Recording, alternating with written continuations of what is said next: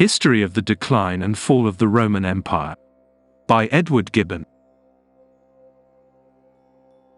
Volume 1. If you are returning to the Classic Masterworks channel, welcome back. If you are new, please don't forget to like and subscribe and hit the bell notification so that you will be made aware of our latest content. And now, on with the story. Chapter 15, Progress of the Christian Religion. Part 1. The progress of the Christian religion, and the sentiments, manners, numbers, and condition of the primitive Christians. A candid but rational inquiry into the progress and establishment of Christianity may be considered as a very essential part of the history of the Roman Empire. While that great body was invaded by open violence, or undermined by slow decay, a pure and humble religion gently insinuated itself into the minds of men, grew up in silence and obscurity, derived new vigor from opposition, and finally erected the triumphant banner of the cross on the ruins of the capital. Nor was the influence of Christianity confined to the period or to the limits of the Roman Empire. After a revolution of 13 or 14 centuries, that religion is still professed by the nations of Europe, the most distinguished portion of humankind in arts and learning as well as in arms. By the industry and zeal of the Europeans, it has been widely diffused to the most distant shores of Asia and Africa, and by the means of their colonies has been firmly established from Canada to Chile, in a world unknown to the ancients. But this inquiry, however useful or entertaining, is attended with two peculiar difficulties. The scanty and suspicious materials of ecclesiastical history seldom enable us to dispel the dark cloud that hangs over the first age of the Church. The great law of impartiality too often obliges us to reveal the imperfections of the uninspired teachers and believers of the gospel, and, to a careless observer, their faults may seem to cast a shade on the faith which they professed. But the scandal of the pious Christian, and the fallacious triumph of the infidel, should cease as soon as they recollect not only by whom, but likewise to whom, the divine revelation was given. The theologian may indulge the pleasing task of describing religion as she descended from heaven, arrayed in her native purity. A more melancholy duty is imposed on the historian. He must discover the inevitable mixture of error and corruption, which she contracted in a long residence upon earth, among a weak and degenerate race of beings. Our curiosity is naturally prompted to inquire by what means the Christian faith obtained so remarkable a victory over the established religions of the earth. To this inquiry, an obvious but satisfactory answer may be returned, that it was owing to the convincing evidence of the doctrine itself, and to the ruling providence of its great author. But as truth and reason seldom find so favorable a reception in the world, and as the wisdom of providence frequently condescends to use the passions of the human heart, and the general circumstances of mankind, as instruments to execute its purpose, we may still be permitted, though with becoming submission, to ask, not indeed what were the first, but what were the secondary causes of the rapid growth of the Christian Church. It will, perhaps, appear that it was most effectually favored and assisted by the five following causes. 1. The inflexible, and if we may use the expression, the intolerant zeal of the Christians, derived, it is true, from the Jewish religion, but purified from the narrow and unsocial spirit, which, instead of inviting, had deterred the Gentiles from embracing the law of Moses. 2. The doctrine of a future life, improved by every additional circumstance which could give weight and efficacy to that important truth. 3. The miraculous powers ascribed to the primitive church. 4. The pure and austere morals of the Christians.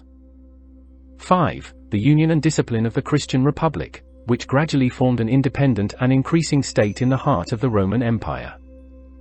We have already described the religious harmony of the ancient world, and the facility with which the most different and even hostile nations embraced, or at least respected, each other's superstitions. A single people refused to join in the common intercourse of mankind. The Jews, who, under the Assyrian and Persian monarchies, had languished for many ages the most despised portion of their slaves, emerged from obscurity under the successors of Alexander, and as they multiplied to a surprising degree in the East, and afterwards in the West, they soon excited the curiosity and wonder of other nations. The sullen obstinacy with which they maintained their peculiar rites and unsocial manners seemed to mark them out as a distinct species of men, who boldly professed, or who faintly disguised, their implacable habits to the rest of humankind. Neither the violence of Antiochus, nor the arts of Herod, nor the example of the circumjacent nations, could ever persuade the Jews to associate with the institutions of Moses the elegant mythology of the Greeks. According to the maxims of universal toleration, the Romans protected a superstition which they despised. The polite Augustus condescended to give orders that sacrifices should be offered for his prosperity in the Temple of Jerusalem, whilst the meanest of the posterity of Abraham, who should have paid the same homage to the Jupiter of the capital, would have been an object of abhorrence to himself and to his brethren. But the moderation of the conquerors was insufficient to appease the jealous prejudices of their subjects, who were alarmed and scandalized at the ensigns of paganism, which necessarily introduced themselves into a Roman province. The mad attempt of Caligula to place his own statue in the Temple of Jerusalem was defeated by the unanimous resolution of a people who dreaded death much less than such an idolatrous profanation. Their attachment to the law of Moses was equal to their detestation of foreign religions. The current of zeal and devotion, as it was contracted into a narrow channel, ran with the strength, and sometimes with the fury, of a torrent.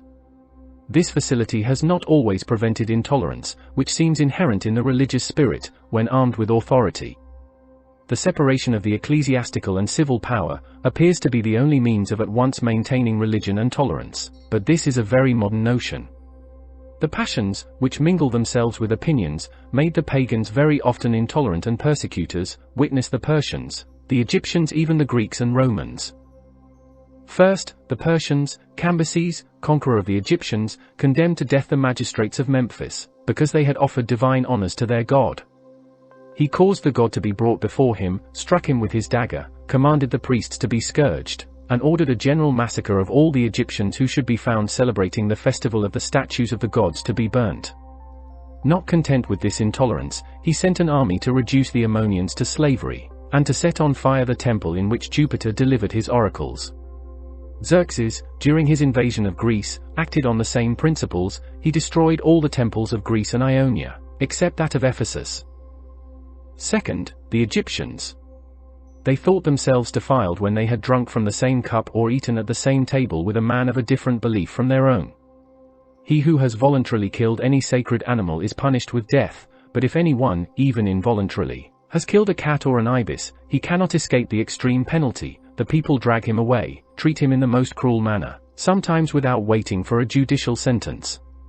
Even at the time when King Ptolemy was not yet the acknowledged friend of the Roman people, while the multitude were paying court with all possible attention to the strangers who came from Italy. A Roman having killed a cat, the people rushed to his house, and neither the entreaties of the nobles, whom the king sent to them, nor the terror of the Roman name, were sufficiently powerful to rescue the man from punishment, though he had committed the crime involuntarily. Juvenal, in his satire, describes the sanguinary conflict between the inhabitants of Ombus and of Tentyra, from religious animosity. The fury was carried so far, that the conquerors tore and devoured the quivering limbs of the conquered.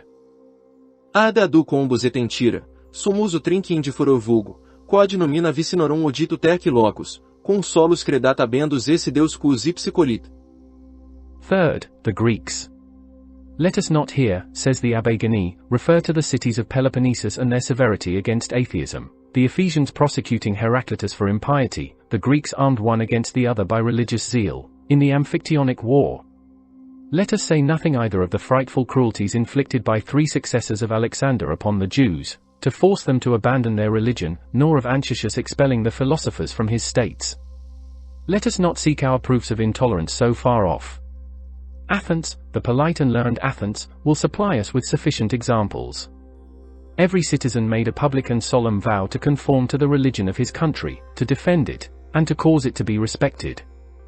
An express law severely punished all discourses against the gods, and a rigid decree ordered the denunciation of all who should deny their existence. The practice was in unison with the severity of the law. The proceedings commenced against Protagoras, a price set upon the head of Diagoras, the danger of Alcibiades, Aristotle obliged to fly, Stilpo banished, Anaxagoras hardly escaping death, Pericles himself, after all his services to his country, and all the glory he had acquired, compelled to appear before the tribunals and make his defense, a priestess executed for having introduced strange gods, Socrates condemned and drinking the hemlock, because he was accused of not recognizing those of his country, and see, these facts attest too loudly, to be called in question, the religious intolerance of the most humane and enlightened people in Greece. Fourth, the Romans. The laws of Rome were not less express and severe. The intolerance of foreign religions reaches, with the Romans, as high as the laws of the 12 tables. The prohibitions were afterwards renewed at different times. Intolerance did not discontinue under the emperors, witness the Council of Maecenas to Augustus. This council is so remarkable that I think it right to insert it entire. Honor the gods yourself, says Maecenas to Augustus, in every way according to the usage of your ancestors, and compel others to worship them. Hate and punish those who introduce strange gods, not only for the sake of the gods, he who despises them will respect no one, but because those who introduce new gods engage a multitude of persons in foreign laws and customs. From hence arise unions bound by oaths and confederacies, and associations, things dangerous to a monarchy. Even the laws which the philosophers of Athens and of Rome wrote for their imaginary republics are intolerant. Plato does not leave to his citizens freedom of religious worship, and Cicero expressly prohibits them from having other gods than those of the state. According to M. Gizzard's just remarks, religious intolerance will always ally itself with the passions of man, however different those passions may be. In the instances quoted above, with the Persians it was the pride of despotism. To conquer the gods of a country was the last mark of subjugation. With the Egyptians, it was the gross fetishism of the superstitious populace, and the local jealousy of neighboring towns. In Greece, persecution was in general connected with political party, in Rome, with the stern supremacy of the law and the interests of the state. Gibbon has been mistaken in attributing to the tolerant spirit of paganism that which arose out of the peculiar circumstances of the times. The decay of the old polytheism, through the progress of reason and intelligence, and the prevalence of philosophical opinions among the higher orders. The Roman character, in which the political always predominated over the religious party. The Romans were contented with having bowed the world to a uniformity of subjection to their power, and cared not for establishing the, to them, less important uniformity of religion. This inflexible perseverance, which appeared so odious or so ridiculous to the ancient world, assumes a more awful character, since Providence has deigned to reveal to us the mysterious history of the chosen people. But the devout and even scrupulous attachment to the Mosaic religion, so conspicuous among the Jews who lived under the Second Temple, becomes still more surprising, if it is compared with the stubborn incredulity of their forefathers. When the law was given in thunder from Mount Sinai, when the tides of the ocean and the course of the planets were suspended for the convenience of the Israelites, and when temporal rewards and punishments were the immediate consequences of their piety or disobedience, they perpetually relapsed into rebellion against the visible majesty of their divine king, placed the idols of the nations in the sanctuary of Jehovah, and imitated every fantastic ceremony that was practiced in the tents of the Arabs, or in the cities of Phoenicia. As the protection of heaven was deservedly withdrawn from the ungrateful race, their faith acquired a proportionable degree of vigor and purity. The contemporaries of Moses and Joshua had beheld with careless indifference the most amazing miracles. Under the pressure of every calamity, the belief of those miracles has preserved the Jews of a later period from the universal contagion of idolatry, and in contradiction to every known principle of the human mind, that singular people seems to have yielded a stronger and more ready assent to the traditions of their remote ancestors, than to the evidence of their own senses.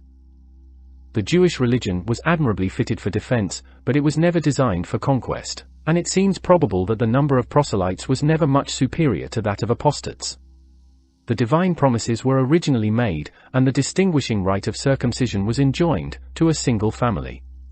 When the posterity of Abraham had multiplied like the sands of the sea, the deity, from whose mouth they received a system of laws and ceremonies, declared himself the proper and as it were the national God of Israel, and with the most jealous care separated his favorite people from the rest of mankind. The conquest of the land of Canaan was accompanied with so many wonderful and with so many bloody circumstances, that the victorious Jews were left in a state of irreconcilable hostility with all their neighbors. They had been commanded to extirpate some of the most idolatrous tribes, and the execution of the divine will had seldom been retarded by the weakness of humanity. With the other nations they were forbidden to contract any marriages or alliances, and the prohibition of receiving them into the congregation, which in some cases was perpetual, almost always extended to the third, to the seventh, or even to the 10th generation. The obligation of preaching to the Gentiles the faith of Moses had never been inculcated as a precept of the law, nor were the Jews inclined to impose it on themselves as a voluntary duty.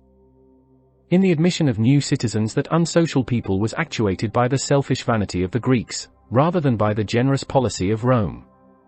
the descendants of Abraham were flattered by the opinion that they alone were the heirs of the covenant, and they were apprehensive of diminishing the value of their inheritance by sharing it too easily with the strangers of the earth. A larger acquaintance with mankind extended their knowledge without correcting their prejudices, and whenever the God of Israel acquired any new votaries, he was much more indebted to the inconstant humor of polytheism than to the active zeal of his own missionaries. The religion of Moses seems to be instituted for a particular country as well as for a single nation, and if a strict obedience had been paid to the order, that every male, 3 times in the year, should present himself before the Lord Jehovah, it would have been impossible that the Jews could ever have spread themselves beyond the narrow limits of the Promised Land. That obstacle was indeed removed by the destruction of the Temple of Jerusalem, but the most considerable part of the Jewish religion was involved in its destruction, and the pagans, who had long wondered at the strange report of an empty sanctuary, were at a loss to discover what could be the object, or what could be the instruments, of a worship which was destitute of temples and of altars, of priests and of sacrifices. Yet even in their fallen state, the Jews, still asserting their lofty and exclusive privileges, shunned, instead of courting, the society of strangers. They still insisted with inflexible rigor on those parts of the law which it was in their power to practice. Their peculiar distinctions of days, of meats, and a variety of trivial though burdensome observances, were so many objects of disgust and aversion for the other nations, to whose habits and prejudices they were diametrically opposite. The painful and even dangerous rite of circumcision was alone capable of repelling a willing proselyte from the door of the synagogue. Under these circumstances, Christianity offered itself to the world, armed with the strength of the Mosaic law, and delivered from the weight of its fetters. An exclusive zeal for the truth of religion, and the unity of God, was as carefully inculcated in the new as in the ancient system, and whatever was now revealed to mankind concerning the nature and designs of the Supreme Being was fitted to increase their reverence for that mysterious doctrine. The divine authority of Moses and the prophets was admitted, and even established, as the firmest basis of Christianity. From the beginning of the world, an uninterrupted series of predictions had announced and prepared the long-expected coming of the Messiah, who, in compliance with the gross apprehensions of the Jews, had been more frequently represented under the character of a king and conqueror, than under that of a prophet, a martyr, and the Son of God. By his expiatory sacrifice, the imperfect sacrifices of the temple were at once consummated and abolished. The ceremonial law, which consisted only of types and figures, was succeeded by a pure and spiritual worship equally adapted to all climates, as well as to every condition of mankind, and to the initiation of blood was substituted a more harmless initiation of water. The promise of divine favor, instead of being partially confined to the posterity of Abraham, was universally proposed to the freeman and the slave, to the Greek and to the barbarian, to the Jew and to the Gentile.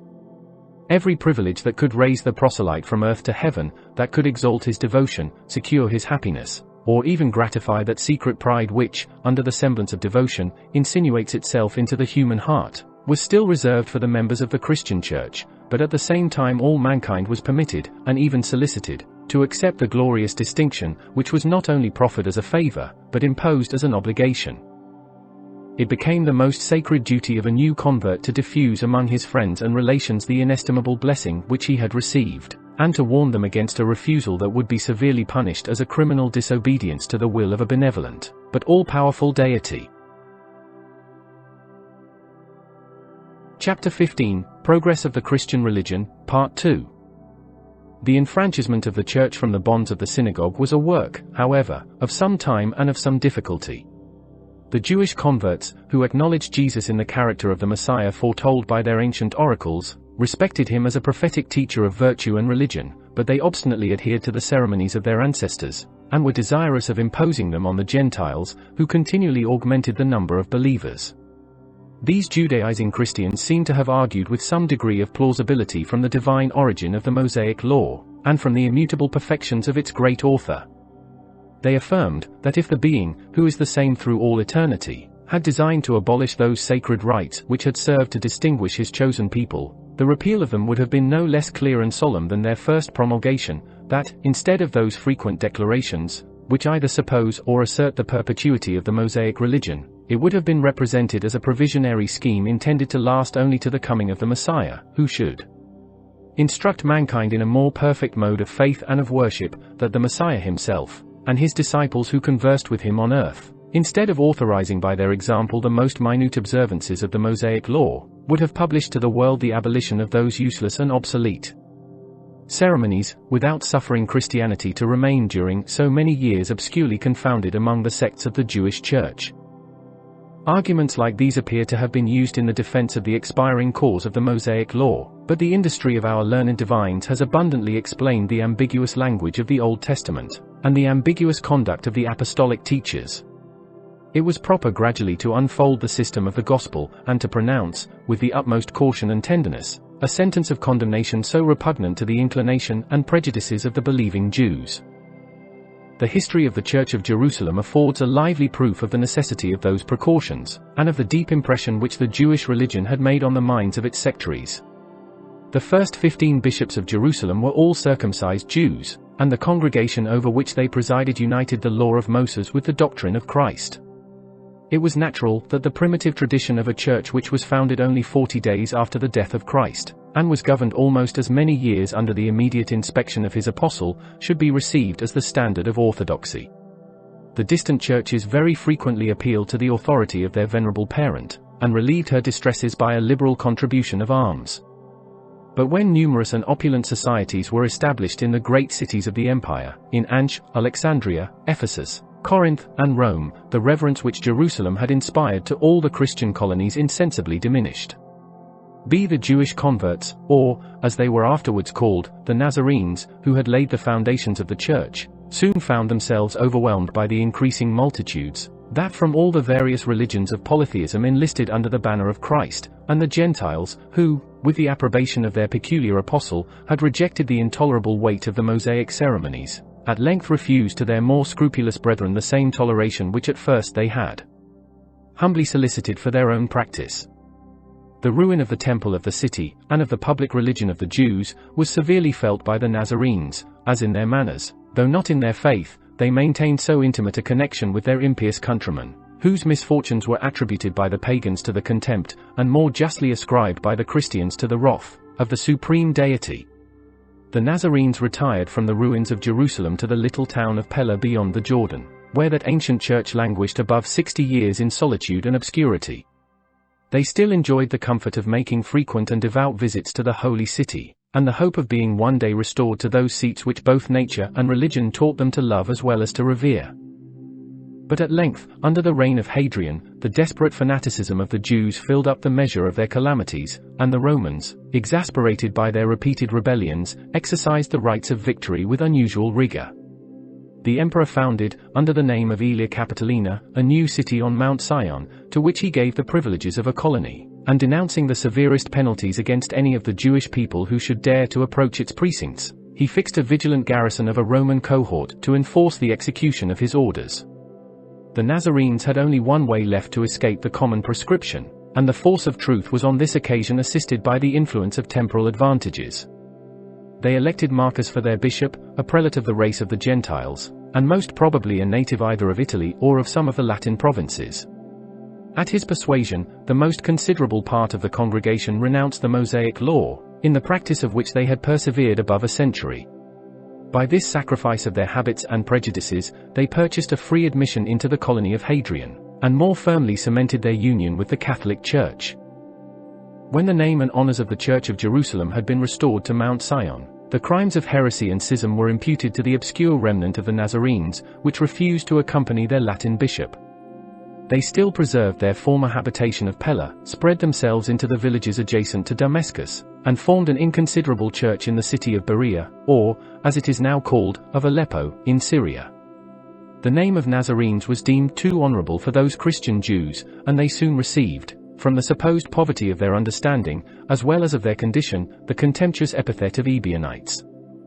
In a few years after the return of the Church of Jerusalem, it became a matter of doubt and controversy, whether a man who sincerely acknowledged Jesus as the Messiah, but who still continued to observe the law of Moses, could possibly hope for salvation.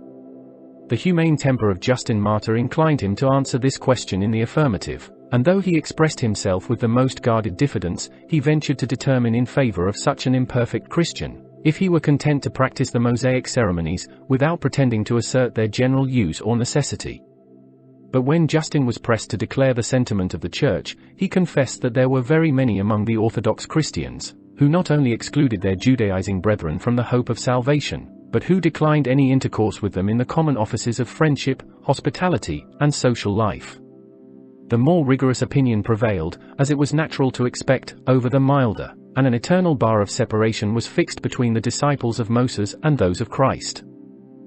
The unfortunate Ebionites, rejected from one religion as apostates, and from the other as heretics, found themselves compelled to assume a more decided character, and although some traces of that obsolete sect may be discovered as late as the 4th century, they insensibly melted away, either into the church or the synagogue.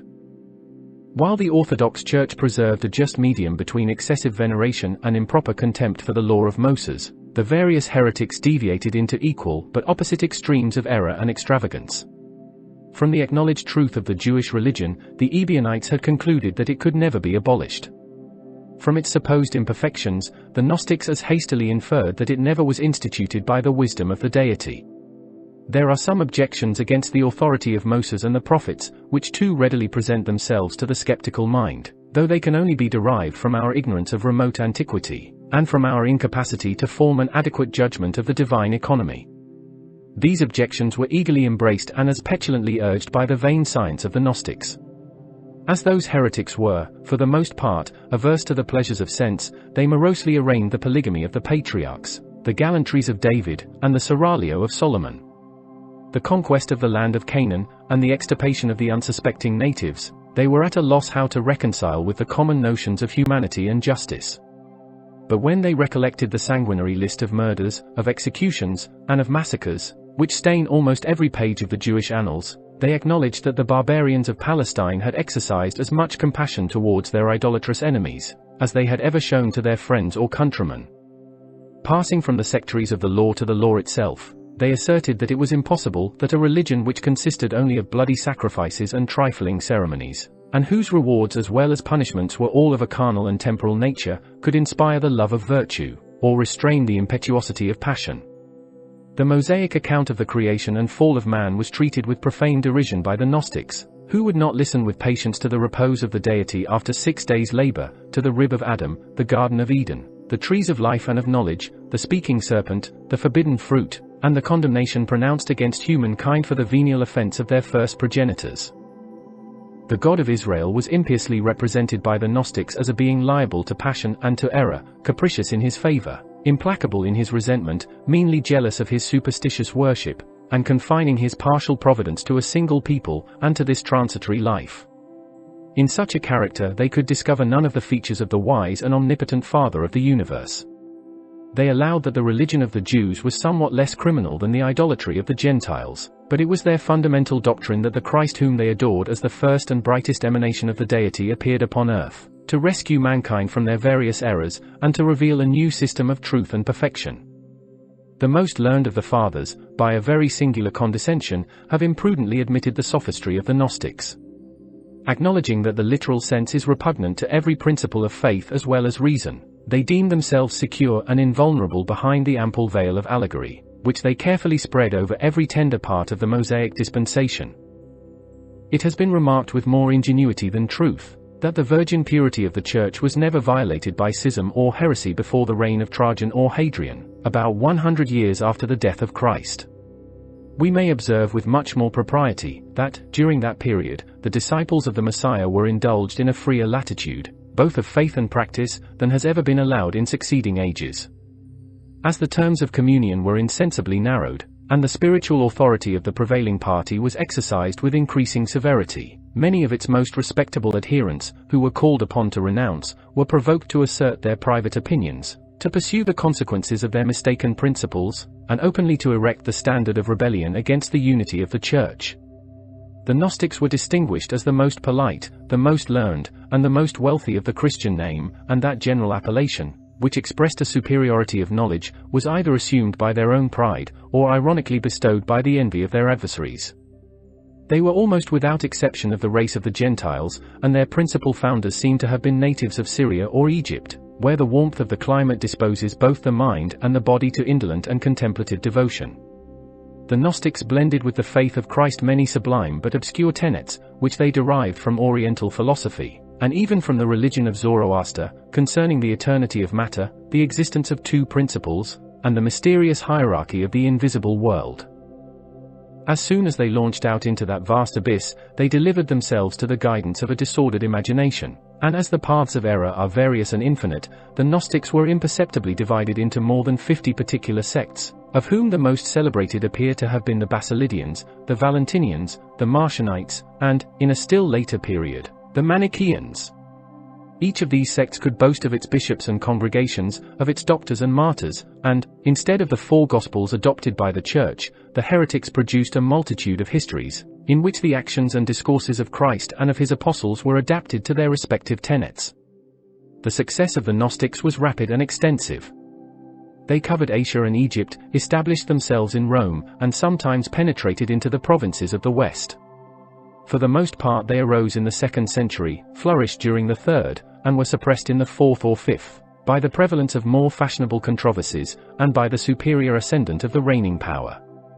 Though they constantly disturbed the peace, and frequently disgraced the name of religion, they contributed to assist rather than to retard the progress of Christianity. The Gentile converts, whose strongest objections and prejudices were directed against the law of Moses, could find admission into many Christian societies, which required not from their untutored mind any belief of an antecedent revelation. Their faith was insensibly fortified and enlarged, and the Church was ultimately benefited by the conquests of its most inveterate enemies. But whatever difference of opinion might subsist between the Orthodox, the Ebionites, and the Gnostics, concerning the divinity or the obligation of the Mosaic law, they were all equally animated by the same exclusive zeal, and by the same abhorrence for idolatry, which had distinguished the Jews from the other nations of the ancient world. The philosopher, who considered the system of polytheism as a composition of human fraud and error, could disguise a smile of contempt under the mask of devotion, without apprehending that either the mockery, or the compliance, would expose him to the resentment of any invisible, or, as he conceived them, imaginary powers. But the established religions of paganism were seen by the primitive Christians in a much more odious and formidable light. It was the universal sentiment both of the Church and of heretics, that the daimons were the authors, the patrons, and the objects of idolatry. Those rebellious spirits who had been degraded from the rank of angels, and cast down into the infernal pit, were still permitted to roam upon earth, to torment the bodies, and to seduce the minds, of sinful men. The daimons soon discovered and abused the natural propensity of the human heart towards devotion, and artfully withdrawing the adoration of mankind from their Creator, they usurped the place and honors of the supreme deity. By the success of their malicious contrivances, they at once gratified their own vanity and revenge, and obtained the only comfort of which they were yet susceptible, the hope of involving the human species in the participation of their guilt and misery. It was confessed, or at least it was imagined, that they had distributed among themselves the most important characters of polytheism, one demon assuming the name and attributes of Jupiter, another of Aesculapius, a third of Venus, and a fourth perhaps of Apollo, and that, by the advantage of their long experience and aerial nature, they were enabled to execute, with sufficient skill and dignity, the parts which they had undertaken. They lurked in the temples, instituted festivals and sacrifices, invented fables, pronounced oracles, and were frequently allowed to perform miracles. The Christians, who, by the interposition of evil spirits, could so readily explain every preternatural appearance, were disposed and even desirous to admit the most extravagant fictions of the pagan mythology. But the belief of the Christian was accompanied with horror. The most trifling mark of respect to the national worship he considered as a direct homage yielded to the demon, and as an act of rebellion against the majesty of God. Chapter 15, Progress of the Christian Religion, Part 3. In consequence of this opinion, it was the first but arduous duty of a Christian to preserve himself pure and undefiled by the practice of idolatry. The religion of the nations was not merely a speculative doctrine professed in the schools or preached in the temples. The innumerable deities and rites of polytheism were closely interwoven with every circumstance of business or pleasure, of public or of private life, and it seemed impossible to escape the observance of them, without, at the same time, renouncing the commerce of mankind, and all the offices and amusements of society. The important transactions of peace and war were prepared or concluded by solemn sacrifices, in which the magistrate, the senator, and the soldier were obliged to preside or to participate. The public spectacles were an essential part of the cheerful devotion of the pagans, and the gods were supposed to accept, as the most grateful offering, the games that the prince and people celebrated in honor of their peculiar festivals. The Christians, who with pious horror avoided the abomination of the circus or the theatre, found himself encompassed with infernal snares in every convivial entertainment, as often as his friends, invoking the hospitable deities, poured out libations to each other's happiness.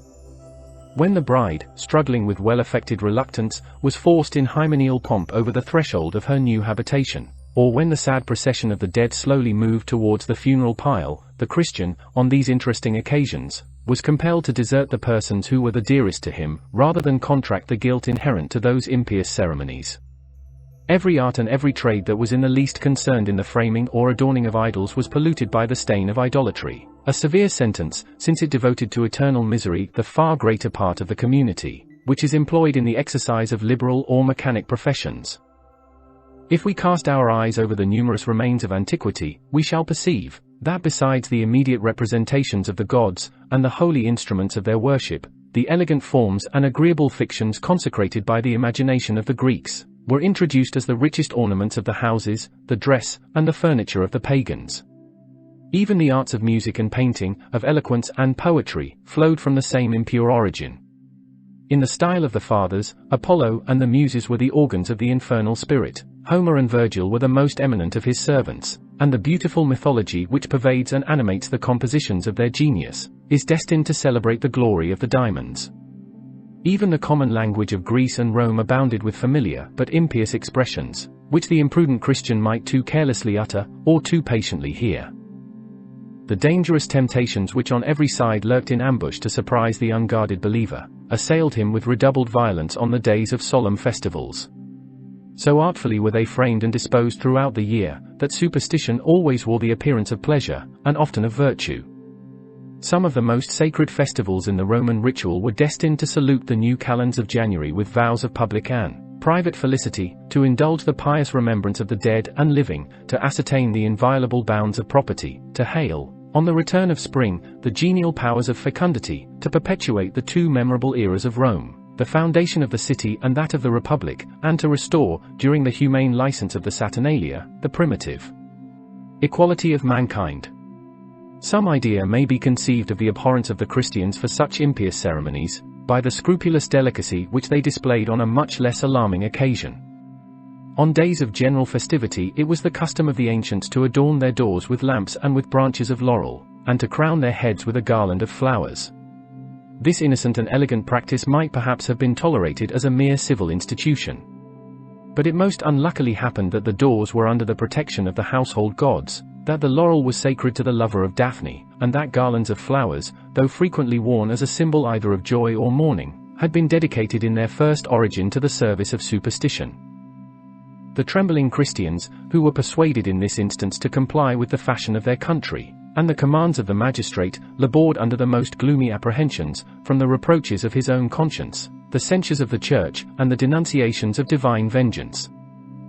Such was the anxious diligence which was required to guard the chastity of the gospel from the infectious breath of idolatry. The superstitious observances of public or private rites were carelessly practiced, from education and habit, by the followers of the established religion. But as often as they occurred, they afforded the Christians an opportunity of declaring and confirming their zealous opposition. By these frequent protestations their attachment to the faith was continually fortified, and in proportion to the increase of zeal, they combated with the more order and success in the holy war, which they had undertaken against the empire of the demons. The writings of Cicero represent in the most lively colors the ignorance, the errors, and the uncertainty of the ancient philosophers with regard to the immortality of the soul. When they are desirous of arming their disciples against the fear of death, they inculcate, as an obvious though melancholy position, that the fatal stroke of our dissolution releases us from the calamities of life, and that those can no longer suffer, who no longer exist. Yet there were a few sages of Greece and Rome who had conceived a more exalted, and, in some respects, a juster idea of human nature, though it must be confessed, that in the sublime inquiry, their reason had been often guided by their imagination, and that their imagination had been prompted by their vanity. When they viewed with complacency the extent of their own mental powers, when they exercised the various faculties of memory, of fancy, and of judgment, in the most profound speculations, or the most important labors, and when they reflected on the desire of fame, which transported them into future ages, far beyond the bounds of death and of the grave, They were unwilling to confound themselves with the beasts of the field, or to suppose that a being, for whose dignity they entertained the most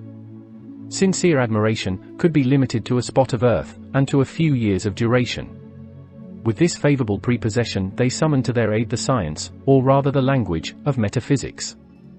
They soon discovered, that as none of the properties of matter will apply to the operations of the mind, the human soul must consequently be a substance distinct from the body, pure, simple, and spiritual, incapable of dissolution, and susceptible of a much higher degree of virtue and happiness after the release from its corporeal prison.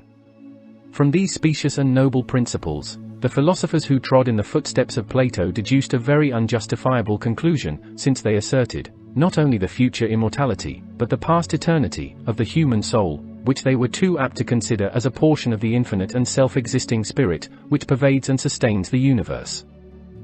A doctrine thus removed beyond the senses and the experience of mankind might serve to amuse the leisure of a philosophic mind, or, in the silence of solitude, it might sometimes impart a ray of comfort to desponding virtue, but the faint impression which had been received in the schools was soon obliterated by the commerce and business of active life. We are sufficiently acquainted with the eminent persons who flourished in the age of Cicero and of the first Caesars, with their actions, their characters, and their motives, to be assured that their conduct in this life was never regulated by any serious conviction of the rewards or punishments of a future state. At the bar and in the Senate of Rome the ablest orators were not apprehensive of giving offense to their hearers, by exposing that doctrine as an idle and extravagant opinion, which was rejected with contempt by every man of a liberal education and understanding. Since therefore the most sublime efforts of philosophy can extend no further than feebly to point out the desire, the hope, or, at most, the probability, of a future state, there is nothing, except a divine revelation, that can ascertain the existence and describe the condition of the invisible country which is destined to receive the souls of men after their separation from the body. But we may perceive several defects inherent to the popular religions of Greece and Rome, which rendered them very unequal to so arduous a task. The general system of their mythology was unsupported by any solid proofs, and the wisest among the pagans had already disclaimed its usurped authority. The description of the infernal regions had been abandoned to the fancy of painters and of poets, who peopled them with so many phantoms and monsters, who dispensed their rewards and punishments with so little equity, that a solemn truth, the most congenial to the human heart, was oppressed and disgraced by the absurd mixture of the wildest fictions. The doctrine of a future state was scarcely considered among the devout polytheists of Greece and Rome as a fundamental article of faith. The providence of the gods, as it related to public communities rather than to private individuals, was principally displayed on the visible theatre of the present world. The petitions which were offered on the altars of Jupiter or Apollo expressed the anxiety of their worshippers for temporal happiness, and their ignorance or indifference concerning a future life. The important truth of the immortality of the soul was inculcated with more diligence, as well as success, in India, in Assyria, in Egypt, and in Gaul, and since we cannot attribute such a difference to the superior knowledge of the barbarians, we must ascribe it to the influence of an established priesthood, which employed the motives of virtue as the instrument of ambition. We might naturally expect that a principle so essential to religion would have been revealed in the clearest terms to the chosen people of Palestine, and that it might safely have been entrusted to the hereditary priesthood of Aaron. It is incumbent on us to adore the mysterious dispensations of providence. When we discover that the doctrine of the immortality of the soul is omitted in the law of Moses, it is darkly insinuated by the prophets, and during the long period which elapsed between the Egyptian and the Babylonian servitudes, the hopes as well as fears of the Jews appear to have been confined within the narrow compass of the present life.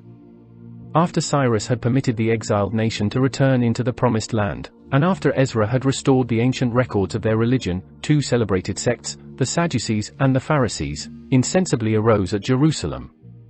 The former, selected from the more opulent and distinguished ranks of society, were strictly attached to the literal sense of the Mosaic law, and they piously rejected the immortality of the soul, as an opinion that received no countenance from the divine book, which they revered as the only rule of their faith.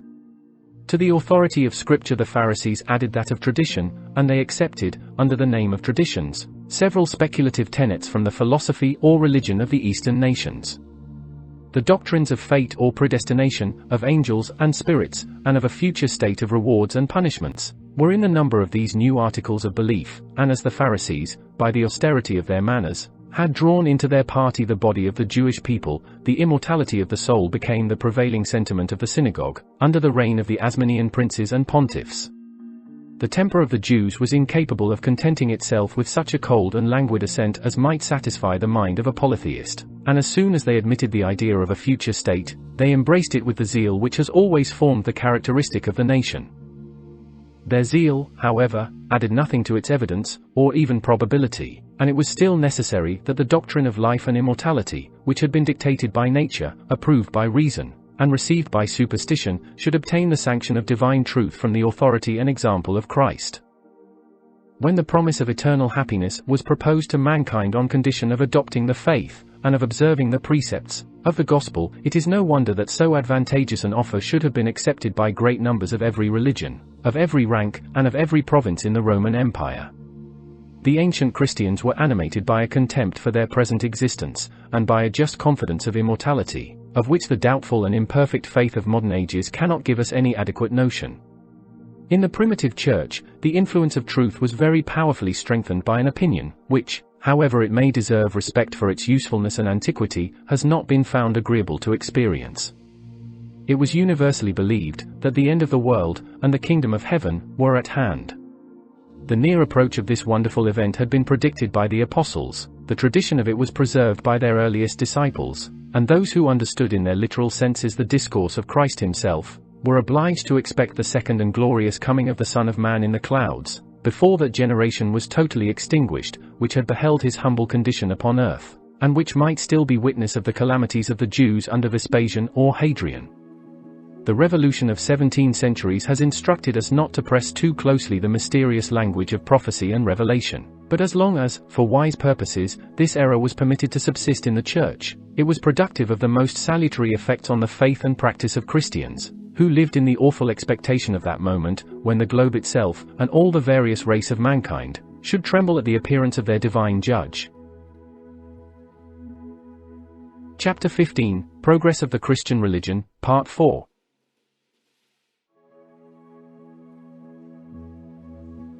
The ancient and popular doctrine of the Millennium was intimately connected with the second coming of Christ. As the works of the creation had been finished in 6 days, their duration in their present state, according to a tradition which was attributed to the prophet Elijah, was fixed to 6,000 years.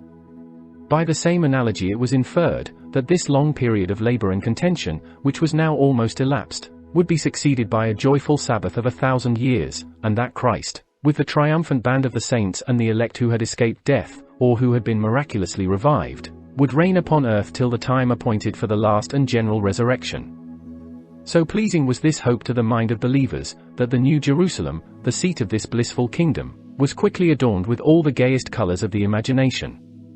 A felicity consisting only of pure and spiritual pleasure would have appeared too refined for its inhabitants, who were still supposed to possess their human nature and senses. A Garden of Eden, with the amusements of the pastoral life, was no longer suited to the advanced state of society which prevailed under the Roman Empire. A city was therefore erected of gold and precious stones, and a supernatural plenty of corn and wine was bestowed on the adjacent territory, in the free enjoyment of whose spontaneous productions the happy and benevolent people was never to be restrained by any jealous laws of exclusive property. The assurance of such a millennium was carefully inculcated by a succession of fathers from Justin Martyr and Irenaeus, who conversed with the immediate disciples of the apostles, down to Lactantius, who was preceptor to the son of Constantine. Though it might not be universally received, it appears to have been the reigning sentiment of the orthodox believers, and it seems so well adapted to the desires and apprehensions of mankind, that it must have contributed in a very considerable degree to the progress of the Christian faith. But when the edifice of the Church was almost completed, the temporary support was laid aside. The doctrine of Christ's reign upon earth was at first treated as a profound allegory, was considered by degrees as a doubtful and useless opinion, and was at length rejected as the absurd invention of heresy and fanaticism. A mysterious prophecy, which still forms a part of the sacred canon, but which was thought to favor the exploded sentiment, has very narrowly escaped the prescription of the Church. Whilst the happiness and glory of a temporal reign were promised to the disciples of Christ, the most dreadful calamities were denounced against an unbelieving world. The edification of a new Jerusalem was to advance by equal steps with the destruction of the mystic Babylon. and as long as the emperors who reigned before Constantine persisted in the profession of idolatry, the epithet of Babylon was applied to the city and to the Empire of Rome. A regular series was prepared of all the moral and physical evils which can afflict a flourishing nation, intestine discord, and the invasion of the fiercest barbarians from the unknown regions of the north, pestilence and famine, comets and eclipses, earthquakes and inundations. All these were only so many preparatory and alarming signs of the great catastrophe of Rome, when the country of the Scipios and Caesars should be consumed by a flame from heaven, and the city of the 7 hills, with her palaces, her temples, and her triumphal arches, should be buried in a vast lake of fire and brimstone. It might, however, afford some consolation to Roman vanity, that the period of their empire would be that of the world itself, which, as it had once perished by the element of water, was destined to experience a second and a speedy destruction from the element of fire. In the opinion of a general conflagration, the faith of the Christian very happily coincided with the tradition of the East, the philosophy of the Stoics, and the analogy of nature, and even the country, which, from religious motives, had been chosen for the origin and principal scene of the conflagration, was the best adapted for that purpose by natural and physical causes, by its deep caverns, beds of sulfur, and numerous volcanoes, of which those of Etna, of Vesuvius, and of Lipari, exhibit a very imperfect representation. The calmest and most intrepid skeptic could not refuse to acknowledge that the destruction of the present system of the world by fire was, in itself, extremely probable. The Christian, who founded his belief much less on the fallacious arguments of reason than on the authority of tradition and the interpretation of Scripture, expected it with terror and confidence as a certain and approaching event, and as his mind was perpetually filled with the solemn idea, he considered every disaster that happened to the empire as an infallible symptom of an expiring world. The condemnation of the wisest and most virtuous of the pagans, on account of their ignorance or disbelief of the divine truth, seems to offend the reason and the humanity of the present age. But the primitive church, whose faith was of a much firmer consistence, delivered over, without hesitation, to eternal torture, the far greater part of the human species. A charitable hope might perhaps be indulged in favor of Socrates, or some other sages of antiquity, who had consulted the light of reason before that of the gospel had arisen. But it was unanimously affirmed, that those who, since the birth or the death of Christ, had obstinately persisted in the worship of the daemons, neither deserved nor could expect a pardon from the irritated justice of the deity. These rigid sentiments, which had been unknown to the ancient world, appear to have infused a spirit of bitterness into a system of love and harmony. The ties of blood and friendship were frequently torn asunder by the difference of religious faith, and the Christians, who, in this world, found themselves oppressed by the power of the pagans, were sometimes seduced by resentment and spiritual pride to delight in the prospect of their future triumph. "You are fond of spectacles," exclaims the stern Tertullian, "expect the greatest of all spectacles, the last and eternal judgment of the universe.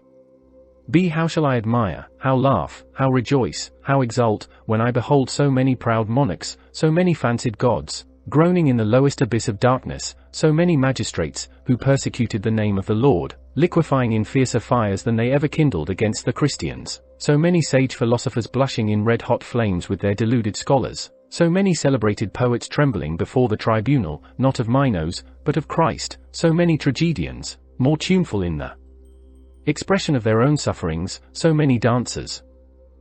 But the humanity of the reader will permit me to draw a veil over the rest of this infernal description, which the zealous African pursues in a long variety of affected and unfeeling witticisms.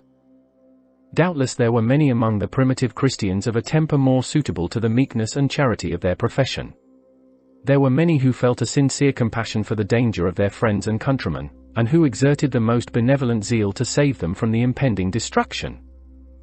The careless polytheist, assailed by new and unexpected terrors, against which neither his priests nor his philosophers could afford him any certain protection, was very frequently terrified and subdued by the menace of eternal tortures. His fears might assist the progress of his faith and reason, and if he could once persuade himself to suspect that the Christian religion might possibly be true, it became an easy task to convince him that it was the safest and most prudent party that he could possibly embrace. The supernatural gifts, which even in this life were ascribed to the Christians above the rest of mankind, must have conduced to their own comfort, and very frequently to the conviction of infidels. Besides the occasional prodigies, which might sometimes be affected by the immediate interposition of the deity when he suspended the laws of nature for the service of religion. The Christian Church, from the time of the apostles and their first disciples, has claimed an uninterrupted succession of miraculous powers: the gift of tongues, of vision, and of prophecy, the power of expelling demons, of healing the sick, and of raising the dead. The knowledge of foreign languages was frequently communicated to the contemporaries of Irenaeus, though Irenaeus himself was left to struggle with the difficulties of a barbarous dialect, whilst he preached the gospel to the natives of Gaul. The divine inspiration, whether it was conveyed in the form of a waking or of a sleeping vision, is described as a favor very liberally bestowed on all ranks of the faithful, on women as on elders, on boys as well as upon bishops.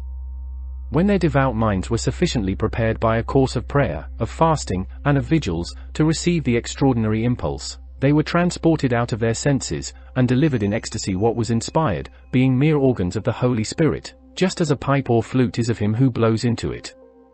We may add, that the design of these visions was, for the most part, either to disclose the future history, or to guide the present administration of the Church. The expulsion of the demons from the bodies of those unhappy persons whom they had been permitted to torment, was considered as a signal though ordinary triumph of religion, and is repeatedly alleged by the ancient apologists, as the most convincing evidence of the truth of Christianity.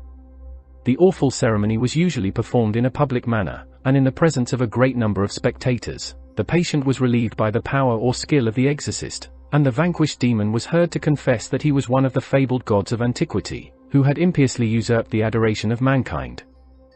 But the miraculous cure of diseases of the most inveterate or even preternatural kind can no longer occasion any surprise, when we recollect that in the days of Irenaeus, about the end of the 2nd century, the resurrection of the dead was very far from being esteemed an uncommon event, that the miracle was frequently performed on necessary occasions, by great fasting and the joint supplication of the church of the place, and that the persons thus restored to their prayers had lived afterwards,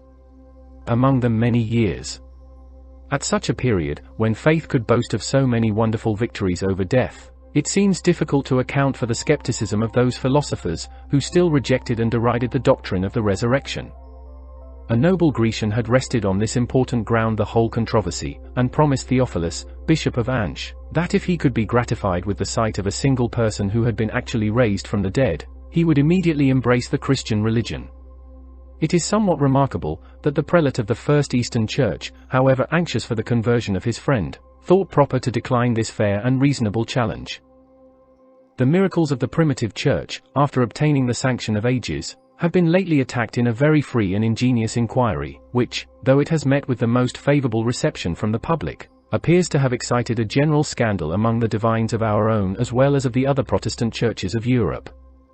Our different sentiments on this subject will be much less influenced by any particular arguments, than by our habits of study and reflection, and, above all, by the degree of evidence which we have accustomed ourselves to require for the proof of a miraculous event. The duty of an historian does not call upon him to interpose his private judgment in this nice and important controversy, but he ought not to dissemble the difficulty of adopting such a theory as may reconcile the interest of religion with that of reason, of making a proper application of that theory, and of defining with precision the limits of that happy period, exempt from error and from deceit, to which we might be disposed to extend the gift of supernatural powers. From the first of the fathers to the last of the popes, a succession of bishops, of saints, of martyrs, and of miracles, is continued without interruption, and the progress of superstition was so gradual, and almost imperceptible, that we know not in what particular link we should break the chain of tradition. Every age bears testimony to the wonderful events by which it was distinguished, and its testimony appears no less weighty and respectable than that of the preceding generation, till we are insensibly led on to accuse our own inconsistency, if in the 8th or in the 12th century we deny to the Venerable Bede, or to the Holy Bernard, the same degree of confidence which, in the 2nd century, we had so liberally granted to Justin or to Irenaeus. If the truth of any of those miracles is appreciated by their apparent use and propriety, every age had unbelievers to convince, heretics to confute, and idolatrous nations to convert, and sufficient motives might always be produced to justify the interposition of heaven. And yet, since every friend to revelation is persuaded of the reality, and every reasonable man is convinced of the cessation of miraculous powers, it is evident that there must have been some period in which they were either suddenly or gradually withdrawn from the Christian Church. Whatever era is chosen for that purpose, the death of the apostles, the conversion of the Roman Empire, or the extinction of the Arian heresy, the insensibility of the Christians who lived at that time will equally afford a just matter of surprise. They still supported their pretensions after they had lost their power. Credulity performed the office of faith, fanaticism was permitted to assume the language of inspiration, and the effects of accident or contrivance were ascribed to supernatural causes. The recent experience of genuine miracles should have instructed the Christian world in the ways of providence, and habituated their eye, if we may use a very inadequate expression, to the style of the divine artist.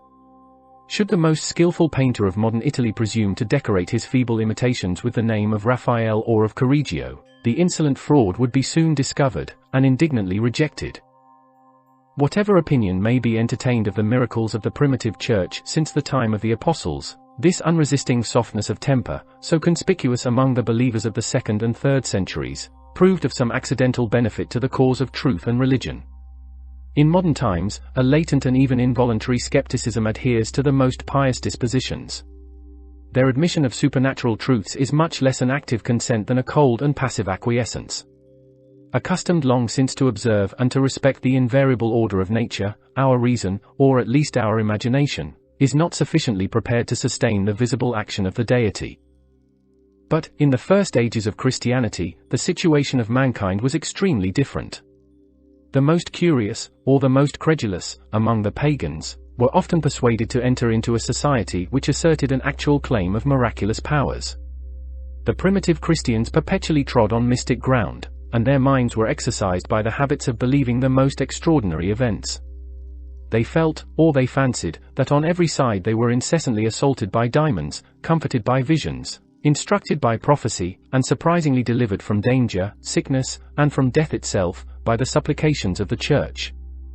The real or imaginary prodigies, of which they so frequently conceived themselves to be the objects, the instruments, or the spectators, very happily disposed them to adopt with the same ease, but with far greater justice, the authentic wonders of the evangelic history, and thus miracles that exceeded not the measure of their own experience, inspired them with the most lively assurance of mysteries which were acknowledged to surpass the limits of their understanding. It is this deep impression of supernatural truths which has been so much celebrated under the name of faith, a state of mind described as the surest pledge of the divine favor and of future felicity, and recommended as the first, or perhaps the only merit of a Christian. According to the more rigid doctors, the moral virtues, which may be equally practiced by infidels, are destitute of any value or efficacy in the work of our justification. Chapter 15, Progress of the Christian Religion, Part 5. But the primitive Christian demonstrated his faith by his virtues, and it was very justly supposed that the divine persuasion, which enlightened or subdued the understanding, must, at the same time, purify the heart, and direct the actions, of the believer. The first apologists of Christianity who justify the innocence of their brethren, and the writers of a later period who celebrate the sanctity of their ancestors, display, in the most lively colors, the reformation of manners which was introduced into the world by the preaching of the gospel. As it is my intention to remark only such human causes as were permitted to second the influence of revelation, I shall slightly mention two motives, which might naturally render the lives of the primitive Christians much purer and more austere than those of their pagan contemporaries, or their degenerate successors, repentance for their past sins, and the laudable desire of supporting the reputation of the society in which they were engaged. It is a very ancient reproach, suggested by the ignorance or the malice of infidelity, that the Christians allured into their party the most atrocious criminals, who, as soon as they were touched by a sense of remorse, were easily persuaded to wash away, in the water of baptism, the guilt of their past conduct, for which the temples of the gods refused to grant them any expiation. But this reproach, when it is cleared from misrepresentation, contributes as much to the honor as it did to the increase of the Church. The friends of Christianity may acknowledge without a blush that many of the most eminent saints had been before their baptism the most abandoned sinners. Those persons, who in the world had followed, though in an imperfect manner, the dictates of benevolence and propriety, derived such a calm satisfaction from the opinion of their own rectitude, as rendered them much less susceptible of the sudden emotions of shame, of grief, and of terror, which have given birth to so many wonderful conversions. After the example of their divine master, the missionaries of the gospel disdained not the society of men, and especially of women, oppressed by the consciousness, and very often by the effects, of their vices. As they emerged from sin and superstition to the glorious hope of immortality, they resolved to devote themselves to a life, not only of virtue, but of penitence. The desire of perfection became the ruling passion of their soul, and it is well known that, while reason embraces a cold mediocrity, our passions hurry us, with rapid violence, over the space which lies between the most opposite extremes. When the new converts had been enrolled in the number of the faithful, and were admitted to the sacraments of the Church, they found themselves restrained from relapsing into their past disorders by another consideration of a less spiritual, but of a very innocent and respectable nature. Any particular society that has departed from the great body of the nation, or the religion to which it belonged, immediately becomes the object of universal as well as invidious observation. In proportion to the smallness of its numbers, the character of the society may be affected by the virtues and vices of the persons who compose it, and every member is engaged to watch with the most vigilant attention over his own behavior, and over that of his brethren, since, as he must expect to incur a part of the common disgrace, he may hope to enjoy a share of the common reputation. When the Christians of Bithynia were brought before the tribunal of the younger Pliny, they assured the proconsul that, far from being engaged in any unlawful conspiracy, they were bound by a solemn obligation to abstain from the commission of those crimes which disturb the private or public peace of society, from theft, robbery, adultery, perjury, and fraud. Near a century afterwards, Tertullian, with an honest pride, could boast that very few Christians had suffered by the hand of the executioner, except on account of their religion. Their serious and sequestered life, averse to the gay luxury of the age, inured them to chastity, temperance, economy, and all the sober and domestic virtues. As the greater number were of some trade or profession, it was incumbent on them, by the strictest integrity and the fairest dealing, to remove the suspicions which the profane are too apt to conceive against the appearances of sanctity. The contempt of the world exercised them in the habits of humility, meekness, and patience. The more they were persecuted, the more closely they adhered to each other. Their mutual charity and unsuspecting confidence has been remarked by infidels, and was too often abused by perfidious friends. It is a very honorable circumstance for the morals of the primitive Christians, that even their faults, or rather errors, were derived from an excess of virtue. The bishops and doctors of the Church, whose evidence attests, and whose authority might influence, the professions, the principles, and even the practice of their contemporaries, had studied the Scriptures with less skill than devotion, and they often received, in the most literal sense, those rigid precepts of Christ and the Apostles, to which the prudence of succeeding commentators has applied a looser and more figurative mode of interpretation. Ambitious to exalt the perfection of the gospel above the wisdom of philosophy, the zealous fathers have carried the duties of self-mortification, of purity, and of patience, to a height which it is scarcely possible to attain, and much less to preserve, in our present state of weakness and corruption. A doctrine so extraordinary and so sublime must inevitably command the veneration of the people, but it was ill calculated to obtain the suffrage of those worldly philosophers who, in the conduct of this transitory life, consult only the feelings of nature and the interest of society. There are two very natural propensities which we may distinguish in the most virtuous and liberal dispositions, the love of pleasure and the love of action. If the former is refined by art and learning, improved by the charms of social intercourse, and corrected by a just regard to economy, to health, and to reputation, it is productive of the greatest part of the happiness of private life. The love of action is a principle of a much stronger and more doubtful nature. It often leads to anger, to ambition, and to revenge, but when it is guided by the sense of propriety and benevolence, it becomes the parent of every virtue, and if those virtues are accompanied with equal abilities, a family, a state, or an empire may be indebted for their safety and prosperity to the undaunted courage of a single man. To the love of pleasure we may therefore ascribe most of the agreeable, to the love of action we may attribute most of the useful and respectable qualifications. The character in which both the one and the other should be united and harmonized would seem to constitute the most perfect idea of human nature. The insensible and inactive disposition, which should be supposed alike destitute of both, would be rejected, by the common consent of mankind, as utterly incapable of procuring any happiness to the individual, or any public benefit to the world. But it was not in this world that the primitive Christians were desirous of making themselves either agreeable or useful. The acquisition of knowledge, the exercise of our reason or fancy, and the cheerful flow of unguarded conversation, may employ the leisure of a liberal mind. Such amusements, however, were rejected with abhorrence, or admitted with the utmost caution, by the severity of the fathers, who despised all knowledge that was not useful to salvation, and who considered all levity of discourse as a criminal abuse of the gift of speech. In our present state of existence, the body is so inseparably connected with the soul that it seems to be our interest to taste, with innocence and moderation, the enjoyment of which that faithful companion is susceptible. Very different was the reasoning of our devout predecessors. Vainly aspiring to imitate the perfection of angels, they disdained, or they affected to disdain, every earthly and corporeal delight. Some of our senses indeed are necessary for our preservation, others for our subsistence, and others again for our information, and thus far it was impossible to reject the use of them. The first sensation of pleasure was marked as the first moment of their abuse.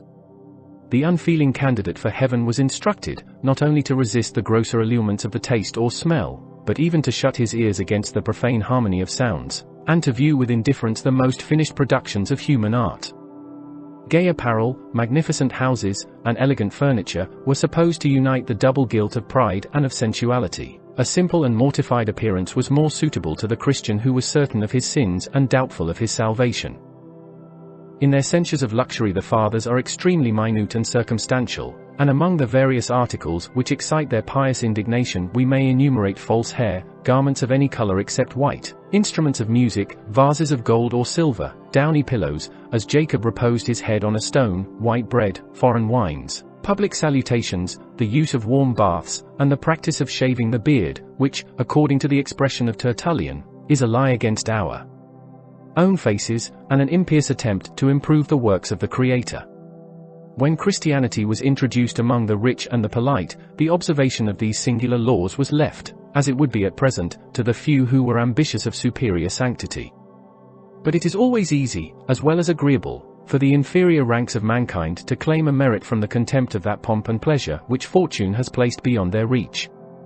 The virtue of the primitive Christians, like that of the first Romans, was very frequently guarded by poverty and ignorance. The chaste severity of the fathers, in whatever related to the commerce of the two sexes, flowed from the same principle, their abhorrence of every enjoyment which might gratify the sensual and degrade the spiritual nature of man.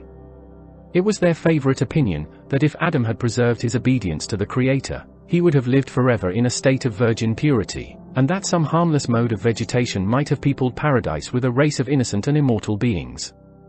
The use of marriage was permitted only to his fallen posterity, as a necessary expedient to continue the human species, and as a restraint, however imperfect, on the natural licentiousness of desire. The hesitation of the orthodox casuists on this interesting subject betrays the perplexity of men, unwilling to approve an institution which they were compelled to tolerate. The enumeration of the very whimsical laws, which they most circumstantially imposed on the marriage bed, would force a smile from the young and a blush from the fair. It was their unanimous sentiment that a first marriage was adequate to all the purposes of nature and of society. The sensual connection was refined into a resemblance of the mystic union of Christ with his church, and was pronounced to be indissoluble either by divorce or by death.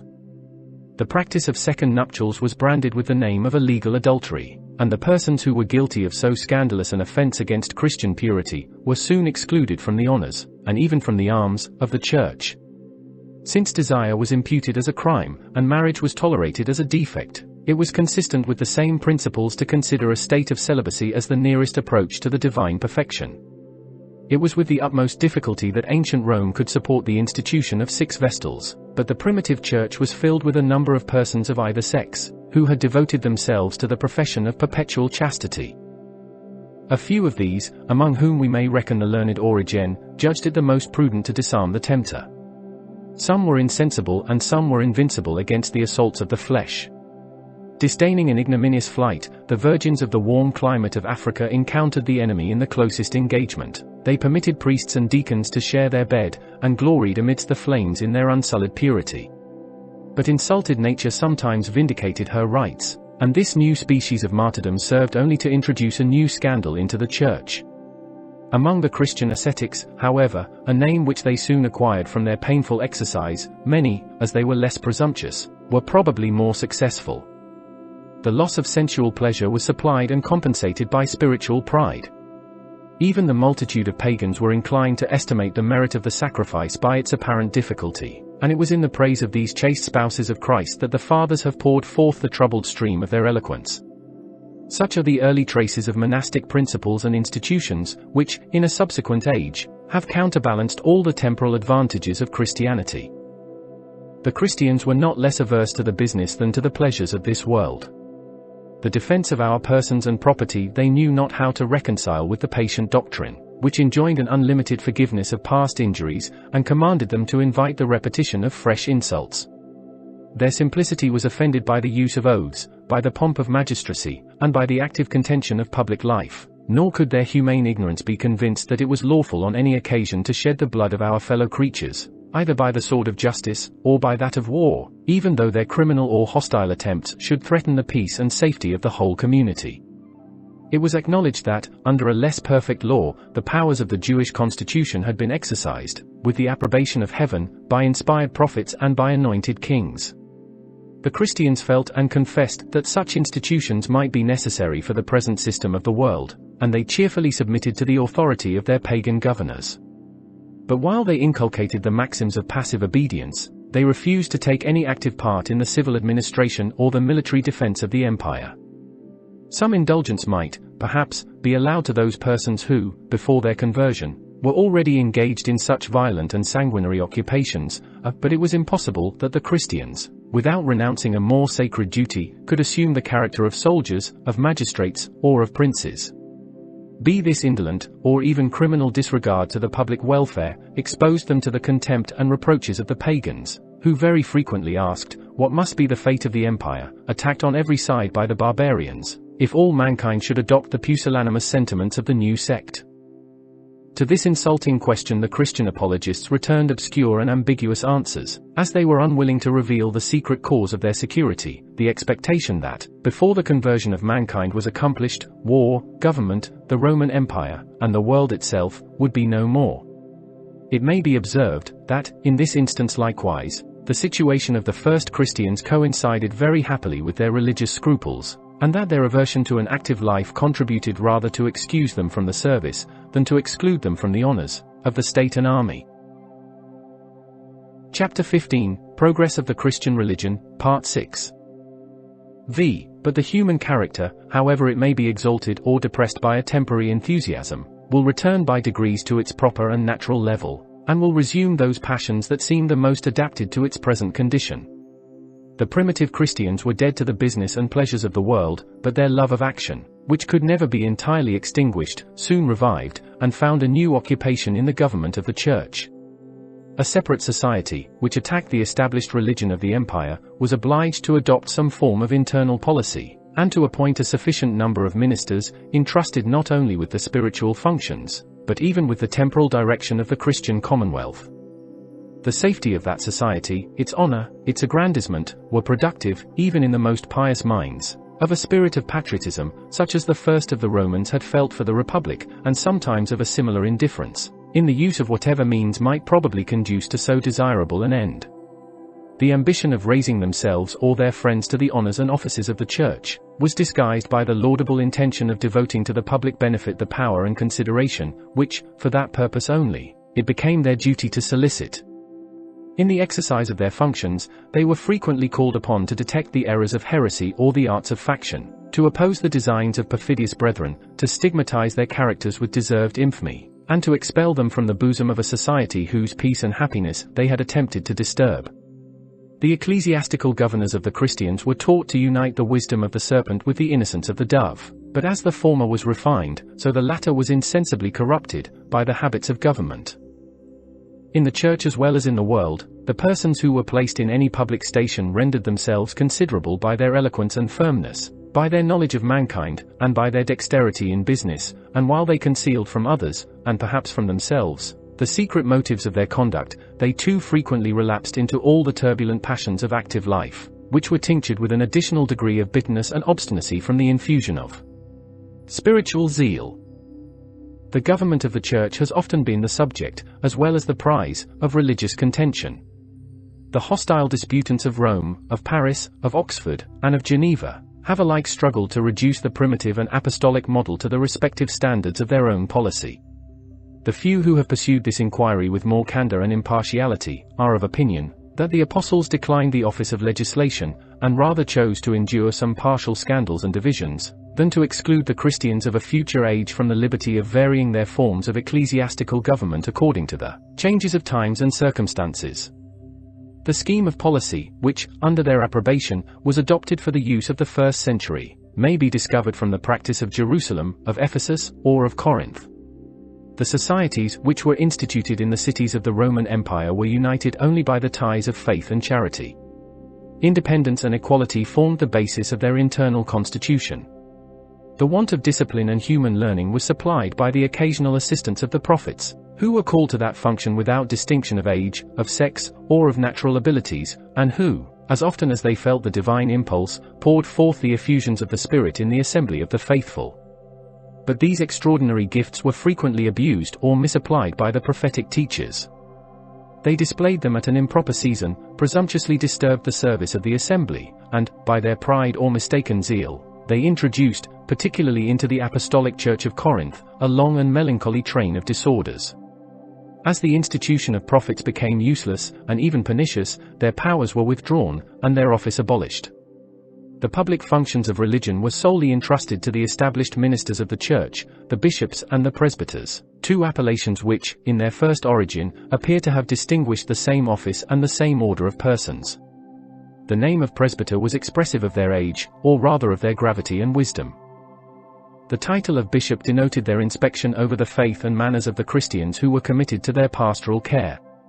In proportion to the respective numbers of the faithful, a larger or smaller number of these episcopal presbyters guided each infant congregation with equal authority and with united counsels. But the most perfect equality of freedom requires the directing hand of a superior magistrate, and the order of public deliberation soon introduces the office of a president, invested at least with the authority of collecting the sentiments, and of executing the resolutions, of the assembly. A regard for the public tranquility, which would so frequently have been interrupted by annual or by occasional elections, induced the primitive Christians to constitute an honorable and perpetual magistracy, and to choose one of the wisest and most holy among their presbyters to execute, during his life, the duties of their ecclesiastical governor. It was under these circumstances that the lofty title of bishop began to raise itself above the humble appellation of presbyter, and while the latter remained the most natural distinction for the members of every Christian senate, the former was appropriated to the dignity of its new president. The advantages of this episcopal form of government, which appears to have been introduced before the end of the 1st century, were so obvious, and so important for the future greatness, as well as the present peace, of Christianity, that it was adopted without delay by all the societies which were already scattered over the empire, had acquired in a very early period the sanction of antiquity, and is still revered by the most powerful churches, both of the East and of the West, as a primitive and even as a divine establishment. It is needless to observe, that the pious and humble presbyters, who were first dignified with the episcopal title, could not possess, and would probably have rejected, the power and pomp which now encircles the tiara of the Roman pontiff, or the mitre of a German prelate. But we may define, in a few words, the narrow limits of their original jurisdiction, which was chiefly of a spiritual, though in some instances of a temporal nature. It consisted in the administration of the sacraments and discipline of the Church, the superintendency of religious ceremonies, which imperceptibly increased in number and variety, the consecration of ecclesiastical ministers, to whom the bishop assigned their respective functions, the management of the public fund, and the determination of all such differences as the faithful were unwilling to expose before the tribunal of an idolatrous judge. These powers, during a short period, were exercised according to the advice of the presbyteral college, and with the consent and approbation of the assembly of Christians. The primitive bishops were considered only as the first of their equals, and the honorable servants of a free people. Whenever the episcopal chair became vacant by death, a new president was chosen among the presbyters by the suffrage of the whole congregation, every member of which supposed himself invested with a sacred and sacerdotal character. Such was the mild and equal constitution by which the Christians were governed more than 100 years after the death of the apostles. Every society formed within itself a separate and independent republic, and although the most distant of these little states maintained a mutual as well as friendly intercourse of letters and deputations, the Christian world was not yet connected by any supreme authority or legislative assembly. As the numbers of the faithful were gradually multiplied, they discovered the advantages that might result from a closer union of their interest and designs. Towards the end of the 2nd century, the churches of Greece and Asia adopted the useful institutions of provincial synods, and they may justly be supposed to have borrowed the model of a representative council from the celebrated examples of their own country, the Amphictyons, the Achaean League, or the assemblies of the Ionian cities. It was soon established as a custom and as a law, that the bishops of the independent churches should meet in the capital of the province at the stated periods of spring and autumn. Their deliberations were assisted by the advice of a few distinguished presbyters, and moderated by the presence of a listening multitude. Their decrees, which were styled canons, regulated every important controversy of faith and discipline, and it was natural to believe that a liberal effusion of the Holy Spirit would be poured on the united assembly of the delegates of the Christian people. The institution of synods was so well suited to private ambition, and to public interest, that in the space of a few years it was received throughout the whole empire. A regular correspondence was established between the provincial councils, which mutually communicated and approved their respective proceedings, and the Catholic Church soon assumed the form, and acquired the strength, of a great federative republic. As the legislative authority of the particular churches was insensibly superseded by the use of councils, the bishops obtained by their alliance a much larger share of executive and arbitrary power, and as soon as they were connected by a sense of their common interest, they were enabled to attack, with united vigor, the original rights of their clergy and people.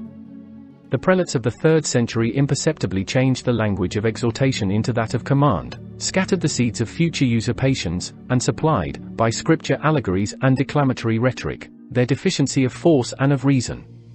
They exalted the unity and power of the Church, as it was represented in the episcopal office, of which every bishop enjoyed an equal and undivided portion. Princes and magistrates, it was often repeated, might boast an earthly claim to a transitory dominion. It was the episcopal authority alone which was derived from the deity, and extended itself over this and over another world. The bishops were the vicegerents of Christ, the successors of the apostles, and the mystic substitutes of the high priest of the Mosaic law. Their exclusive privilege of conferring the sacerdotal character invaded the freedom both of clerical and of popular elections, and if, in the administration of the Church, they still consulted the judgment of the presbyters, or the inclination of the people, they most carefully inculcated the merit of such a voluntary condescension.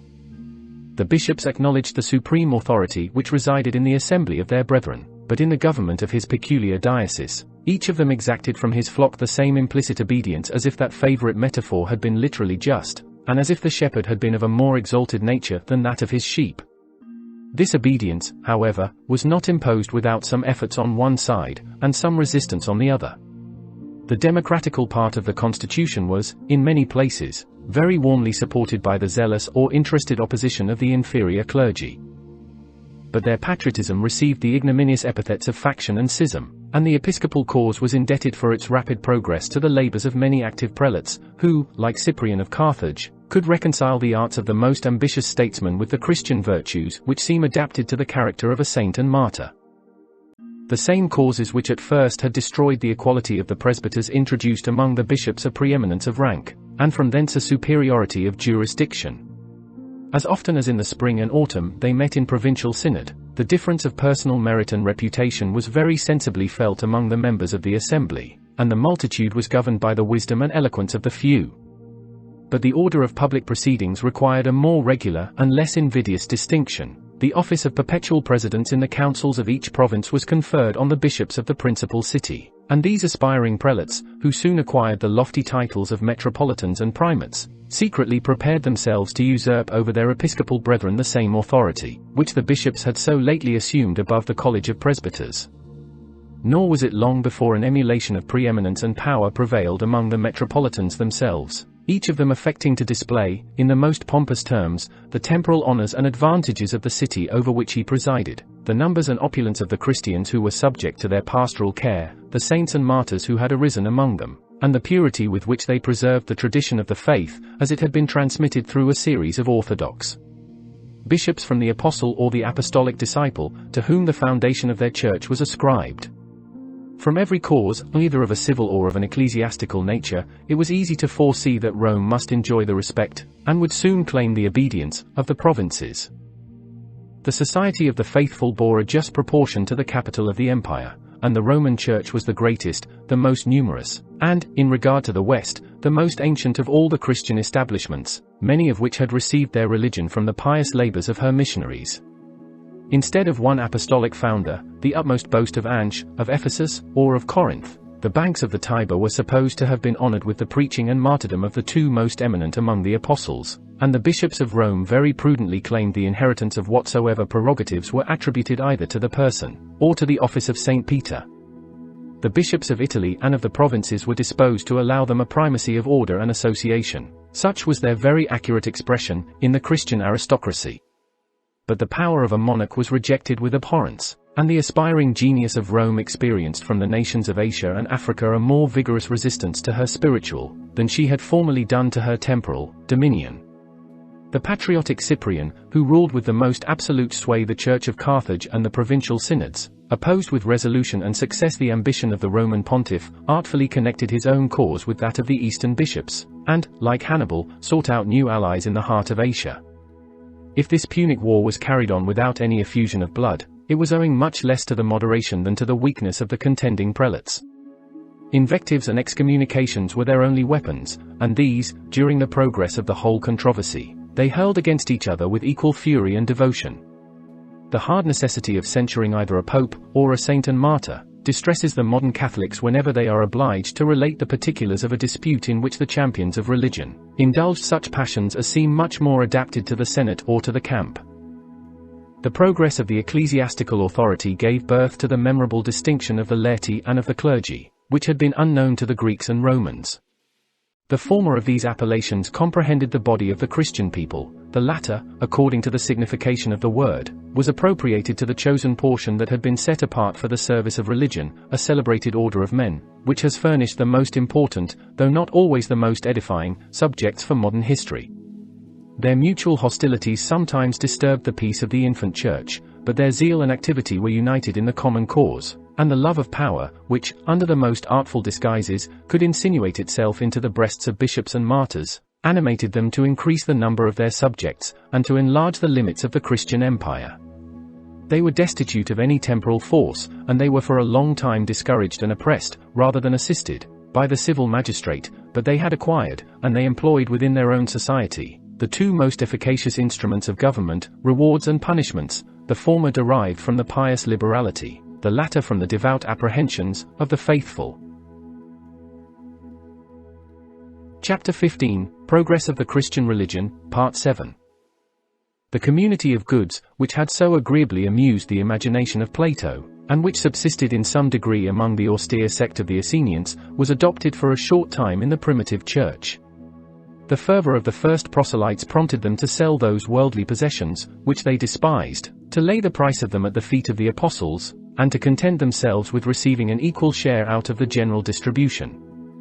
The progress of the Christian religion relaxed, and gradually abolished, this generous institution, which, in hands less pure than those of the apostles, would too soon have been corrupted and abused by the returning selfishness of human nature, and the converts who embraced the new religion were permitted to retain the possession of their patrimony, to receive legacies and inheritances, and to increase their separate property by all the lawful means of trade and industry. Instead of an absolute sacrifice, a moderate proportion was accepted by the ministers of the gospel, and in their weekly or monthly assemblies, every believer, according to the exigency of the occasion, and the measure of his wealth and piety, presented his voluntary offering for the use of the common fund. Nothing, however inconsiderable, was refused, but it was diligently inculcated that, in the article of tithes, the Mosaic law was still of divine obligation, and that since the Jews, under a less perfect discipline, had been commanded to pay a 10th part of all that they possessed, it would become the disciples of Christ to distinguish themselves by a superior degree of liberality, and to acquire some merit by resigning a superfluous treasure, which must so soon be annihilated with the world itself. It is almost unnecessary to observe that the revenue of each particular church, which was of so uncertain and fluctuating a nature, must have varied with the poverty or the opulence of the faithful, as they were dispersed in obscure villages, or collected in the great cities of the empire. In the time of the Emperor Decius, it was the opinion of the magistrates, that the Christians of Rome were possessed of very considerable wealth, that vessels of gold and silver were used in their religious worship, and that many among their proselytes had sold their lands and houses to increase the public riches of the sect, at the expense, indeed, of their unfortunate children, who found themselves beggars, because their parents had been saints. We should listen with distrust to the suspicions of strangers and enemies. On this occasion, however, they receive a very specious and probable color from the two following circumstances, the only ones that have reached our knowledge, which define any precise sums, or convey any distinct idea. Almost at the same period, the Bishop of Carthage, from a society less opulent than that of Rome, collected 100,000 sesterces, above £850, on a sudden call of charity to redeem the brethren of Numidia, who had been carried away captives by the barbarians of the desert. About 100 years before the reign of disuse, the Roman Church had received, in a single donation, the sum of 200,000 sesterces from a stranger of Pontus, who proposed to fix his residence in the capital. These oblations, for the most part, were made in money, nor was the society of Christians either desirous or capable of acquiring, to any considerable degree, the encumbrance of landed property. It had been provided by several laws, which were enacted with the same design as our statutes of mortmain, that no real estate should be given or bequeathed to any corporate body, without either a special privilege or a particular dispensation from the emperor or from the senate, who were seldom disposed to grant them in favor of a sect, at first the object of their contempt, and at last of their fears and jealousy. A transaction, however, is related under the reign of Alexander Severus, which discovers that the restraint was sometimes eluded or suspended, and that the Christians were permitted to claim and to possess lands within the limits of Rome itself. The progress of Christianity, and the civil confusion of the empire, contributed to relax the severity of the laws, and before the close of the 3rd century many considerable estates were bestowed on the opulent churches of Rome, Milan, Carthage, Antioch, Alexandria, and the other great cities of Italy and the provinces. The bishop was the natural steward of the church, the public stock was entrusted to his care without account or control, the presbyters were confined to their spiritual functions, and the more dependent order of the deacons was solely employed in the management and distribution of the ecclesiastical revenue. If we may give credit to the vehement declamations of Cyprian, there were too many among his African brethren, who, in the execution of their charge, violated every precept, not only of evangelical perfection, but even of moral virtue. By some of these unfaithful stewards the riches of the church were lavished in sensual pleasures, by others they were perverted to the purposes of private gain, of fraudulent purchases, and of rapacious usury. But as long as the contributions of the Christian people were free and unconstrained, the abuse of their confidence could not be very frequent, and the general uses to which their liberality was applied reflected honor on the religious society. A decent portion was reserved for the maintenance of the bishop and his clergy, a sufficient sum was allotted for the expenses of the public worship, of which the feasts of love, the agape, as they were called, constituted a very pleasing part. The whole remainder was the sacred patrimony of the poor. According to the discretion of the bishop, it was distributed to support widows and orphans, the lame, the sick, and the aged of the community, to comfort strangers and pilgrims, and to alleviate the misfortunes of prisoners and captives, more especially when their sufferings had been occasioned by their firm attachment to the cause of religion. A generous intercourse of charity united the most distant provinces, and the smaller congregations were cheerfully assisted by the alms of their more opulent brethren. Such an institution, which paid less regard to the merit than to the distress of the object, very materially conduced to the progress of Christianity. The pagans, who were actuated by a sense of humanity, while they derided the doctrines, acknowledged the benevolence of the new sect. The prospect of immediate relief and of future protection allured into its hospitable bosom many of those unhappy persons whom the neglect of the world would have abandoned to the miseries of want, of sickness, and of old age. There is some reason likewise to believe that great numbers of infants, who, according to the inhuman practice of the times, had been exposed by their parents, were frequently rescued from death, baptized, educated, and maintained by the piety of the Christians, and at the expense of the public treasure. It is the undoubted right of every society to exclude from its communion and benefits such among its members as reject, or violate those regulations which have been established by general consent. In the exercise of this power, the censures of the Christian Church were chiefly directed against scandalous sinners, and particularly those who were guilty of murder, of fraud, or of incontinence, against the authors or the followers of any heretical opinions which had been condemned by the judgment of the episcopal order, and against those unhappy persons, who, whether from choice or compulsion, had polluted themselves after their baptism by any act of idolatrous worship. The consequences of excommunication were of a temporal as well as a spiritual nature. The Christian against whom it was pronounced was deprived of any part in the oblations of the faithful. The ties both of religious and of private friendship were dissolved. He found himself a profane object of abhorrence to the persons whom he the most esteemed, or by whom he had been the most tenderly beloved, and as far as an expulsion from a respectable society could imprint on his character a mark of disgrace, he was shunned or suspected by the generality of mankind. The situation of these unfortunate exiles was in itself very painful and melancholy, but, as it usually happens, their apprehensions far exceeded their sufferings. The benefits of the Christian communion were those of eternal life, nor could they erase from their minds the awful opinion that to those ecclesiastical governors by whom they were condemned, the deity had committed the keys of hell and of paradise. The heretics, indeed, who might be supported by the consciousness of their intentions, and by the flattering hope that they alone had discovered the true path of salvation, endeavored to regain, in their separate assemblies, those comforts, temporal as well as spiritual, which they no longer derived from the great society of Christians. But almost all those who had reluctantly yielded to the power of vice or idolatry were sensible of their fallen condition, and anxiously desirous of being restored to the benefits of the Christian communion. With regard to the treatment of these penitents, two opposite opinions, the one of justice, the other of mercy, divided the primitive church.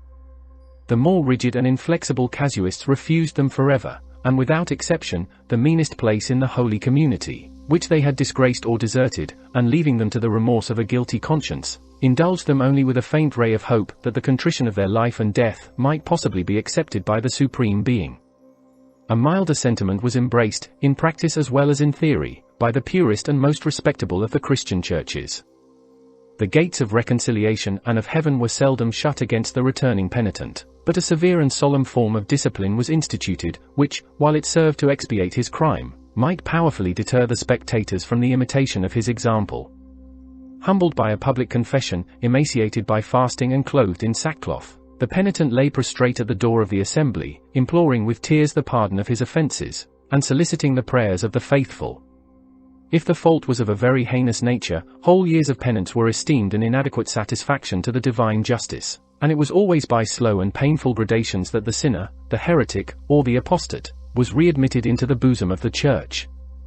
A sentence of perpetual excommunication was, however, reserved for some crimes of an extraordinary magnitude, and particularly for the inexcusable relapses of those penitents who had already experienced and abused the clemency of their ecclesiastical superiors.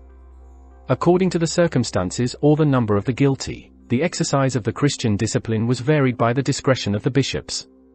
The councils of Ancyra and Olyborus were held about the same time, the one in Galatia, the other in Spain, but their respective canons, which are still extant, seem to breathe a very different spirit. The Galatian, who after his baptism had repeatedly sacrificed to idols, might obtain his pardon by a penance of 7 years, and if he had seduced others to imitate his example, only 3 years more were added to the term of his exile. But the unhappy Spaniard, who had committed the same offense, was deprived of the hope of reconciliation, even in the article of death, and his idolatry was placed at the head of a list of 17 other crimes, against which a sentence no less terrible was pronounced. Among these we may distinguish the inexpiable guilt of calumniating a bishop, a presbyter, or even a deacon. The well-tempered mixture of liberality and rigor, the judicious dispensation of rewards and punishments, according to the maxims of policy as well as justice, constituted the human strength of the Church.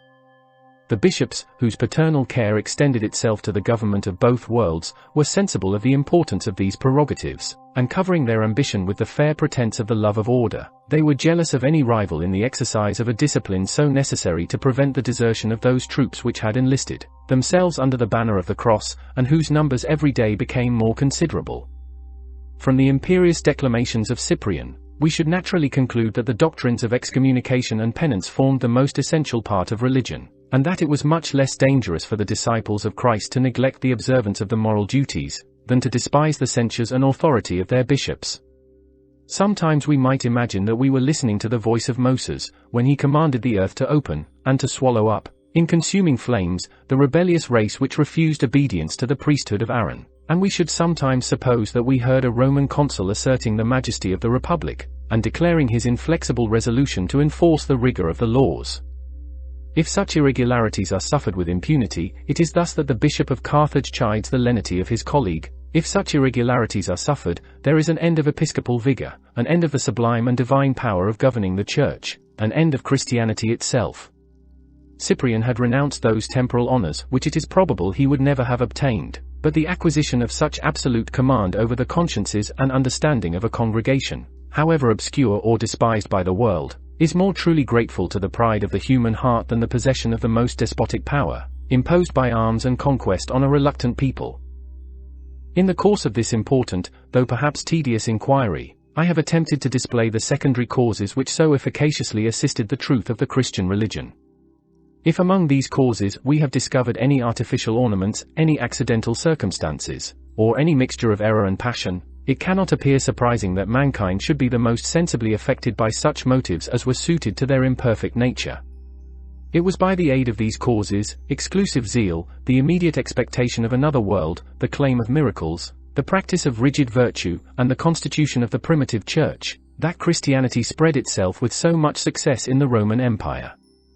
To the first of these the Christians were indebted for their invincible valor, which disdained to capitulate with the enemy whom they were resolved to vanquish. The three succeeding causes supplied their valor with the most formidable arms. The last of these causes united their courage, directed their arms, and gave their efforts that irresistible weight, which even a small band of well-trained and intrepid volunteers has so often possessed over an undisciplined multitude, ignorant of the subject and careless of the event of the war. In the various religions of polytheism, some wandering fanatics of Egypt and Syria, who addressed themselves to the credulous superstition of the populace, were perhaps the only order of priests that derived their whole support and credit from their sacerdotal profession, and were very deeply affected by a personal concern for the safety or prosperity of their tutelar deities. The ministers of polytheism, both in Rome and in the provinces, were, for the most part, men of a noble birth, and of an affluent fortune, who received, as an honorable distinction, the care of a celebrated temple, or of a public sacrifice, exhibited, very frequently at their own expense, the sacred games, and with cold indifference performed the ancient rites, according to the laws and fashion of their country. As they were engaged in the ordinary occupations of life, their zeal and devotion were seldom animated by a sense of interest, or by the habits of an ecclesiastical character. Confined to their respective temples and cities, they remained without any connection of discipline or government, and whilst they acknowledged the supreme jurisdiction of the Senate, of the College of Pontiffs, and of the Emperor, those civil magistrates contented themselves with the easy task of maintaining in peace and dignity the general worship of mankind. We have already seen how various, how loose, and how uncertain were the religious sentiments of polytheists. They were abandoned, almost without control, to the natural workings of a superstitious fancy. The accidental circumstances of their life and situation determined the object as well as the degree of their devotion, and as long as their adoration was successively prostituted to 1,000 deities, it was scarcely possible that their hearts could be susceptible of a very sincere or lively passion for any of them. When Christianity appeared in the world, even these faint and imperfect impressions had lost much of their original power. Human reason, which by its unassisted strength is incapable of perceiving the mysteries of faith, had already obtained an easy triumph over the folly of paganism, and when Tertullian or Lactantius employ their labors in exposing its falsehood and extravagance, they are obliged to transcribe the eloquence of Cicero or the wit of Lucian. The contagion of these skeptical writings had been diffused far beyond the number of their readers. The fashion of incredulity was communicated from the philosopher to the man of pleasure or business, from the noble to the plebeian, and from the master to the menial slave who waited at his table, and who eagerly listened to the freedom of his conversation. On public occasions the philosophic part of mankind affected to treat with respect and decency the religious institutions of their country, but their secret contempt penetrated through the thin and awkward disguise, and even the people, when they discovered that their deities were rejected and derided by those whose rank or understanding they were accustomed to reverence, were filled with doubts and apprehensions concerning the truth of those doctrines to which they had yielded the most. Implicit belief. The decline of ancient prejudice exposed a very numerous portion of humankind to the danger of a painful and comfortless situation. A state of skepticism and suspense may amuse a few inquisitive minds. But the practice of superstition is so congenial to the multitude, that if they are forcibly awakened, they still regret the loss of their pleasing vision. Their love of the marvelous and supernatural, their curiosity with regard to future events, and their strong propensity to extend their hopes and fears beyond the limits of the visible world, were the principal causes which favored the establishment of polytheism. So urgent on the vulgar is the necessity of believing that the fall of any system of mythology will most probably be succeeded by the introduction of some other mode of superstition. Some deities of a more recent and fashionable caste might soon have occupied the deserted temples of Jupiter and Apollo, if, in the decisive moment, the wisdom of Providence had not interposed a genuine revelation, fitted to inspire the most rational esteem and conviction, whilst, at the same time, it was adorned with all that could attract the curiosity, the wonder, and the veneration of the people. In their actual disposition, as many were almost disengaged from their artificial prejudices, but equally susceptible and desirous of a devout attachment, an object much less deserving would have been sufficient to fill the vacant place in their hearts, and to gratify the uncertain eagerness of their passions. Those who are inclined to pursue this reflection, instead of viewing with astonishment the rapid progress of Christianity, will perhaps be surprised that its success was not still more rapid and still more universal. It has been observed, with truth as well as propriety, that the conquests of Rome prepared and facilitated those of Christianity. In the second chapter of this work, we have attempted to explain in what manner the most civilized provinces of Europe, Asia, and Africa were united under the dominion of one sovereign, and gradually connected by the most intimate ties of laws, of manners, and of language. The Jews of Palestine, who had fondly expected a temporal deliverer, gave so cold a reception to the miracles of the divine prophet, that it was found unnecessary to publish, or at least to preserve, any Hebrew gospel. The authentic histories of the actions of Christ were composed in the Greek language, at a considerable distance from Jerusalem, and after the Gentile converts were grown extremely numerous. As soon as those histories were translated into the Latin tongue, they were perfectly intelligible to all the subjects of Rome, excepting only to the peasants of Syria and Egypt, for whose benefit particular versions were afterwards made. The public highways, which had been constructed for the use of the legions, opened an easy passage for the Christian missionaries from Damascus to Corinth, and from Italy to the extremity of Spain or Britain, nor did those spiritual conquerors encounter any of the obstacles which usually retard, or prevent the introduction of a foreign religion into a distant country. There is the strongest reason to believe, that before the reigns of Diocletian and Constantine, the faith of Christ had been preached in every province, and in all the great cities of the empire. But the foundation of the several congregations, the numbers of the faithful who composed them, and their proportion to the unbelieving multitude, are now buried in obscurity, or disguised by fiction and declamation. Such imperfect circumstances, however, as have reached our knowledge concerning the increase of the Christian name in Asia and Greece, in Egypt, in Italy, and in the West, we shall now proceed to relate, without neglecting the real or imaginary acquisitions which lay beyond the frontiers of the Roman Empire. Chapter 15, Progress of the Christian Religion, Part 8. The rich provinces that extend from the Euphrates to the Ionian Sea, were the principal theatre on which the apostle of the Gentiles displayed his zeal and piety. The seeds of the gospel, which he had scattered in a fertile soil, were diligently cultivated by his disciples, and it should seem that, during the 2 first centuries, the most considerable body of Christians was contained within those limits. Among the societies which were instituted in Syria, none were more ancient or more illustrious than those of Damascus, of Berea or Aleppo, and of Ansh. The prophetic introduction of the Apocalypse has described and immortalized the 7 churches of Asia: Ephesus, Smyrna, Pergamos, Thyatira, Sardes, Laodicea, and Philadelphia, and their colonies were soon diffused over that populous country. In a very early period, the islands of Cyprus and Crete, the provinces of Thrace and Macedonia, gave a favorable reception to the new religion, and Christian republics were soon founded in the cities of Corinth, of Sparta, and of Athens. The antiquity of the Greek and Asiatic churches allowed a sufficient space of time for their increase and multiplication, and even the swarms of Gnostics and other heretics served to display the flourishing condition of the Orthodox Church, since the appellation of heretics has always been applied to the less numerous party. To these domestic testimonies we may add the confession, the complaints, and the apprehensions of the Gentiles themselves. From the writings of Lucian, a philosopher who had studied mankind, and who describes their manners in the most lively colors, we may learn that, under the reign of Commodus, his native country of Pontus was filled with Epicureans and Christians. Within 80 years after the death of Christ, the humane Pliny laments the magnitude of the evil which he vainly attempted to eradicate. In his very curious epistle to the Emperor Trajan, he affirms that the temples were almost deserted, that the sacred victims scarcely found any purchasers, and that the superstition had not only infected the cities, but had even spread itself into the villages and the open country of Pontus and Bithynia.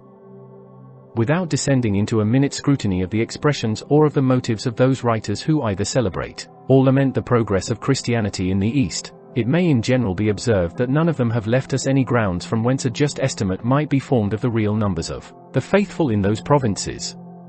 One circumstance, however, has been fortunately preserved, which seems to cast a more distinct light on this obscure but interesting subject.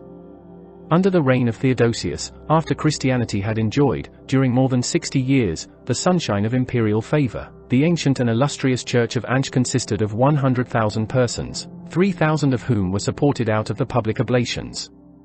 The splendor and dignity of the Queen of the East, the acknowledged populousness of Caesarea, Seleucia, and Alexandria, and the destruction of 250,000 souls in the earthquake which afflicted Ansh under the elder Justin, are so many convincing proofs that the whole number of its inhabitants was not less than 500,000, and that the Christians, however multiplied by zeal and power, did not exceed a fifth part of that great city.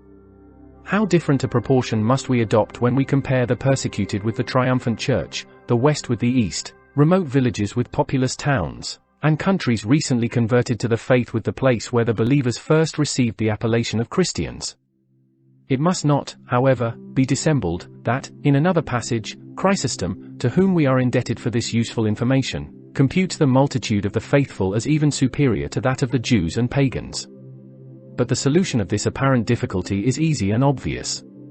The eloquent preacher draws a parallel between the civil and the ecclesiastical constitution of Ansh, between the list of Christians who had acquired heaven by baptism, and the list of citizens who had a right to share the public liberality.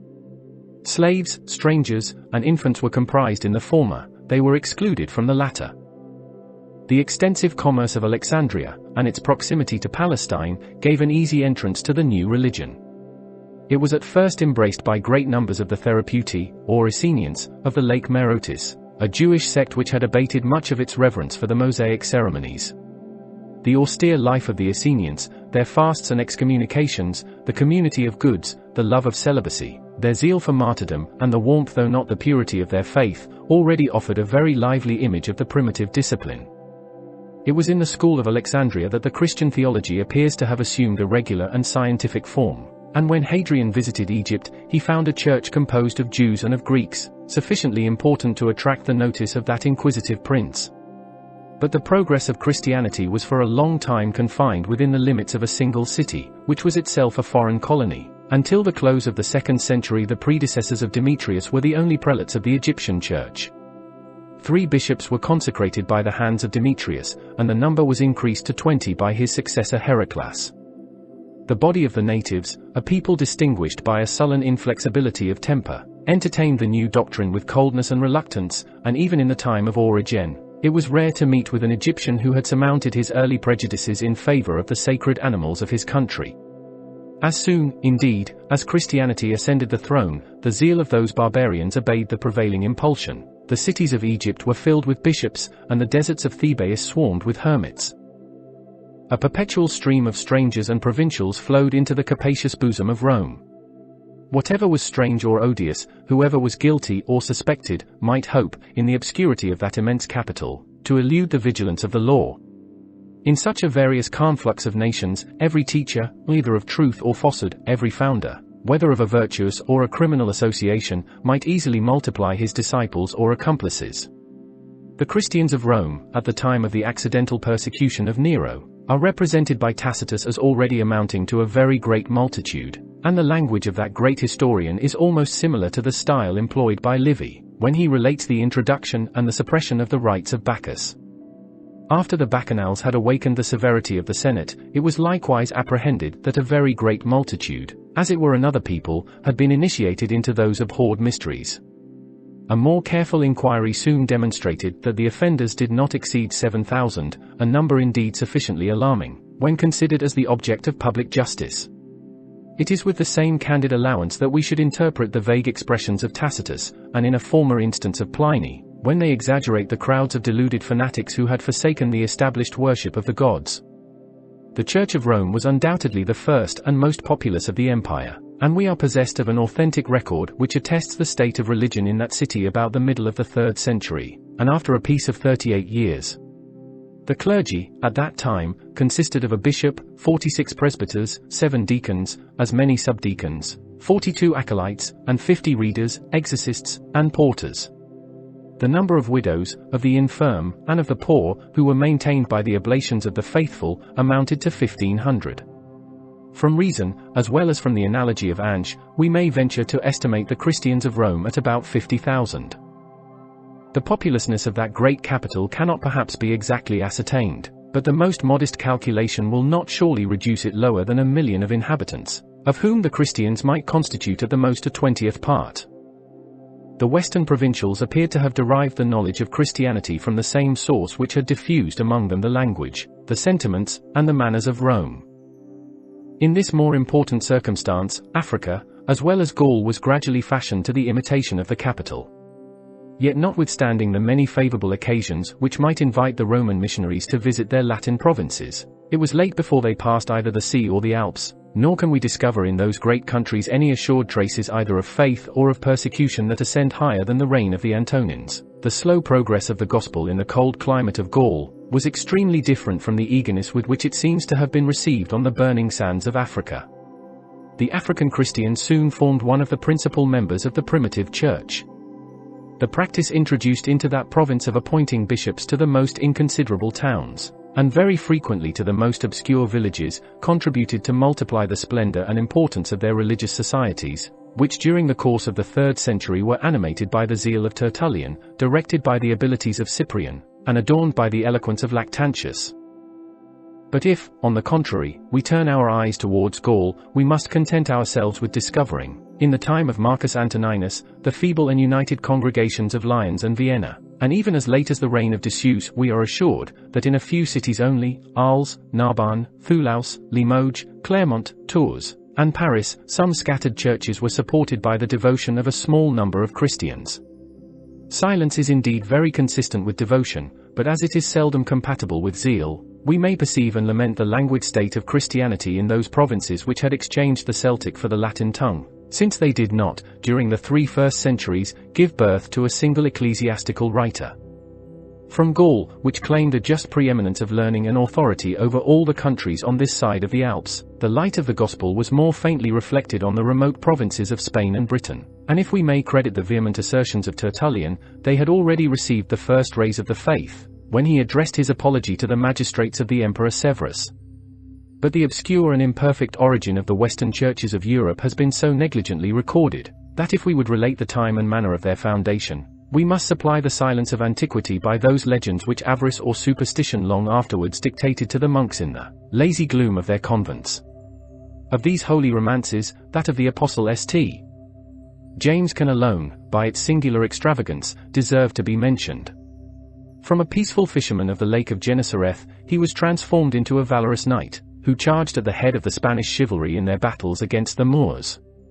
The gravest historians have celebrated his exploits, the miraculous shrine of Compostela displayed his power, and the sword of a military order, assisted by the terrors of the Inquisition, was sufficient to remove every objection of profane criticism. The progress of Christianity was not confined to the Roman Empire, and according to the primitive fathers, who interpret facts by prophecy, the new religion, within a century after the death of its divine author, had already visited every part of the globe.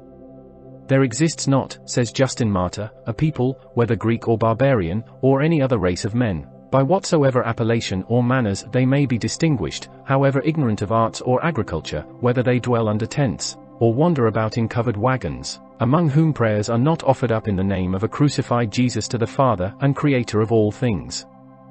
But this splendid exaggeration, which even at present it would be extremely difficult to reconcile with the real state of mankind, can be considered only as the rash sally of a devout but careless writer, the measure of whose belief was regulated by that of his wishes.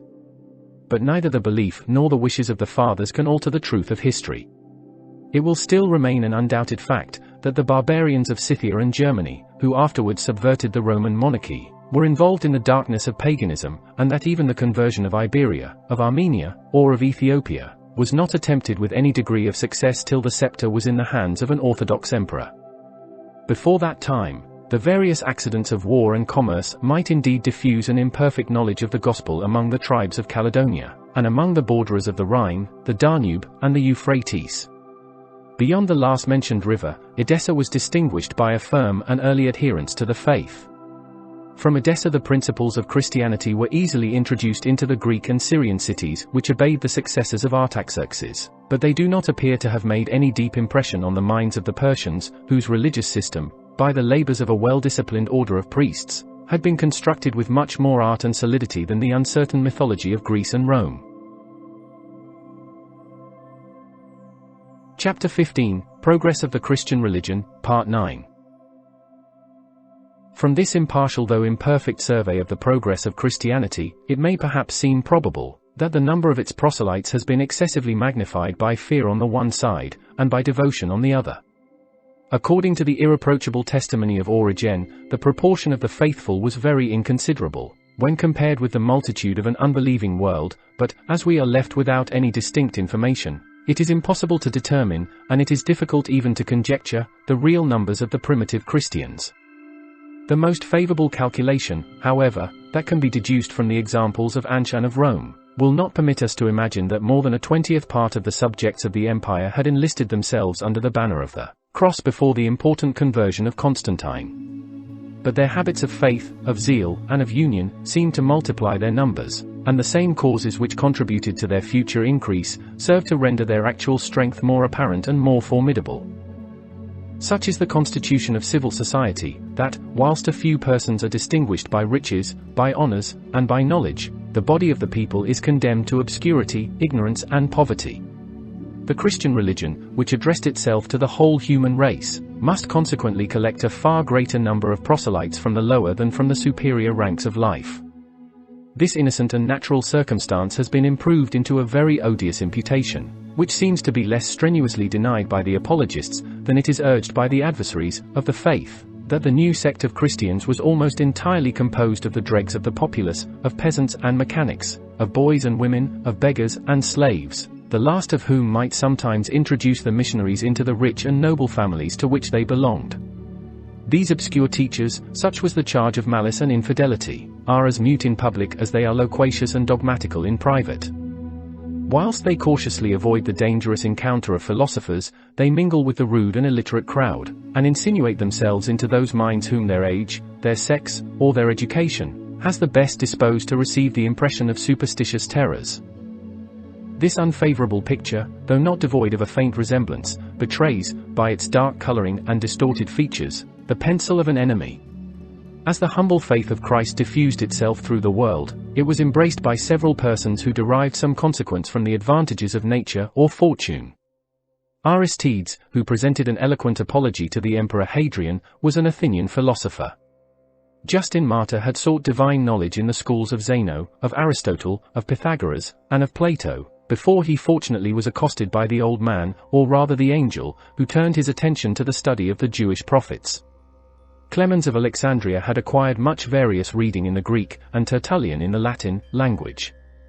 Julius Africanus and Origen possessed a very considerable share of the learning of their times, and although the style of Cyprian is very different from that of Lactantius, we might almost discover that both those writers had been public teachers of rhetoric. Even the study of philosophy was at length introduced among the Christians, but it was not always productive of the most salutary effects. Knowledge was as often the parent of heresy as of devotion, and the description which was designed for the followers of Artemon may, with equal propriety, be applied to the various sects that resisted the successors of the apostles. They presumed to alter the Holy Scriptures, to abandon the ancient rule of faith, and to form their opinions according to the subtle precepts of logic. The science of the Church is neglected for the study of geometry, and they lose sight of heaven while they are employed in measuring the earth. Euclid is perpetually in their hands. Aristotle and Theophrastus are the objects of their admiration, and they express an uncommon reverence for the works of Galen. Their errors are derived from the abuse of the arts and sciences of the infidels, and they corrupt the simplicity of the gospel by the refinements of human reason. Nor can it be affirmed with truth that the advantages of birth and fortune were always separated from the profession of Christianity. Several Roman citizens were brought before the tribunal of Pliny, and he soon discovered that a great number of persons of every order of men in Bithynia had deserted the religion of their ancestors. His unsuspected testimony may, in this instance, obtain more credit than the bold challenge of Tertullian, when he addresses himself to the fears as well as the humanity of the proconsul of Africa, by assuring him that if he persists in his cruel intentions, he must decimate Carthage, and that he will find among the guilty many persons of his own rank, senators and matrons of noblest extraction, and the friends or relations of his most intimate friends. It appears, however, that about 40 years afterwards the Emperor Valerian was persuaded of the truth of this assertion, since in one of his rescripts he evidently supposes that senators, Roman knights, and ladies of quality were engaged in the Christian sect. the Church still continued to increase its outward splendor as it lost its internal purity, and, in the reign of Diocletian, the palace, the courts of justice, and even the army, concealed a multitude of Christians, who endeavored to reconcile the interests of the present with those of a future life. And yet these exceptions are either too few in number, or too recent in time, entirely to remove the imputation of ignorance and obscurity which has been so arrogantly cast on the first proselytes of Christianity. Instead of employing in our defense the fictions of later ages, it will be more prudent to convert the occasion of scandal into a subject of edification. Our serious thoughts will suggest to us that the apostles themselves were chosen by providence among the fishermen of Galilee, and that the lower we depress the temporal condition of the first Christians, the more reason we shall find to admire their merit and success.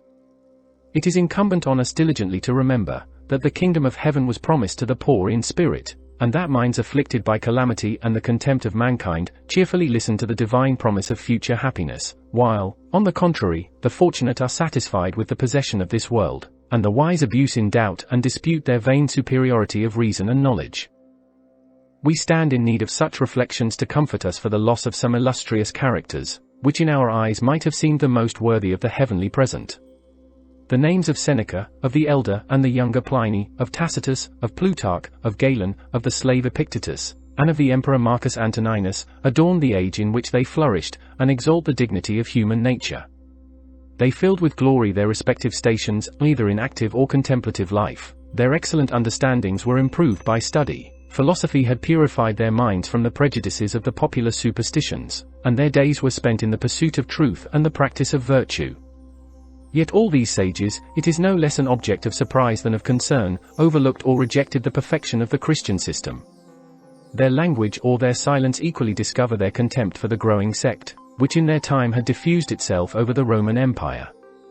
Those among them who condescended to mention the Christians, consider them only as obstinate and perverse enthusiasts, who exacted an implicit submission to their mysterious doctrines, without being able to produce a single argument that could engage the attention of men of sense and learning.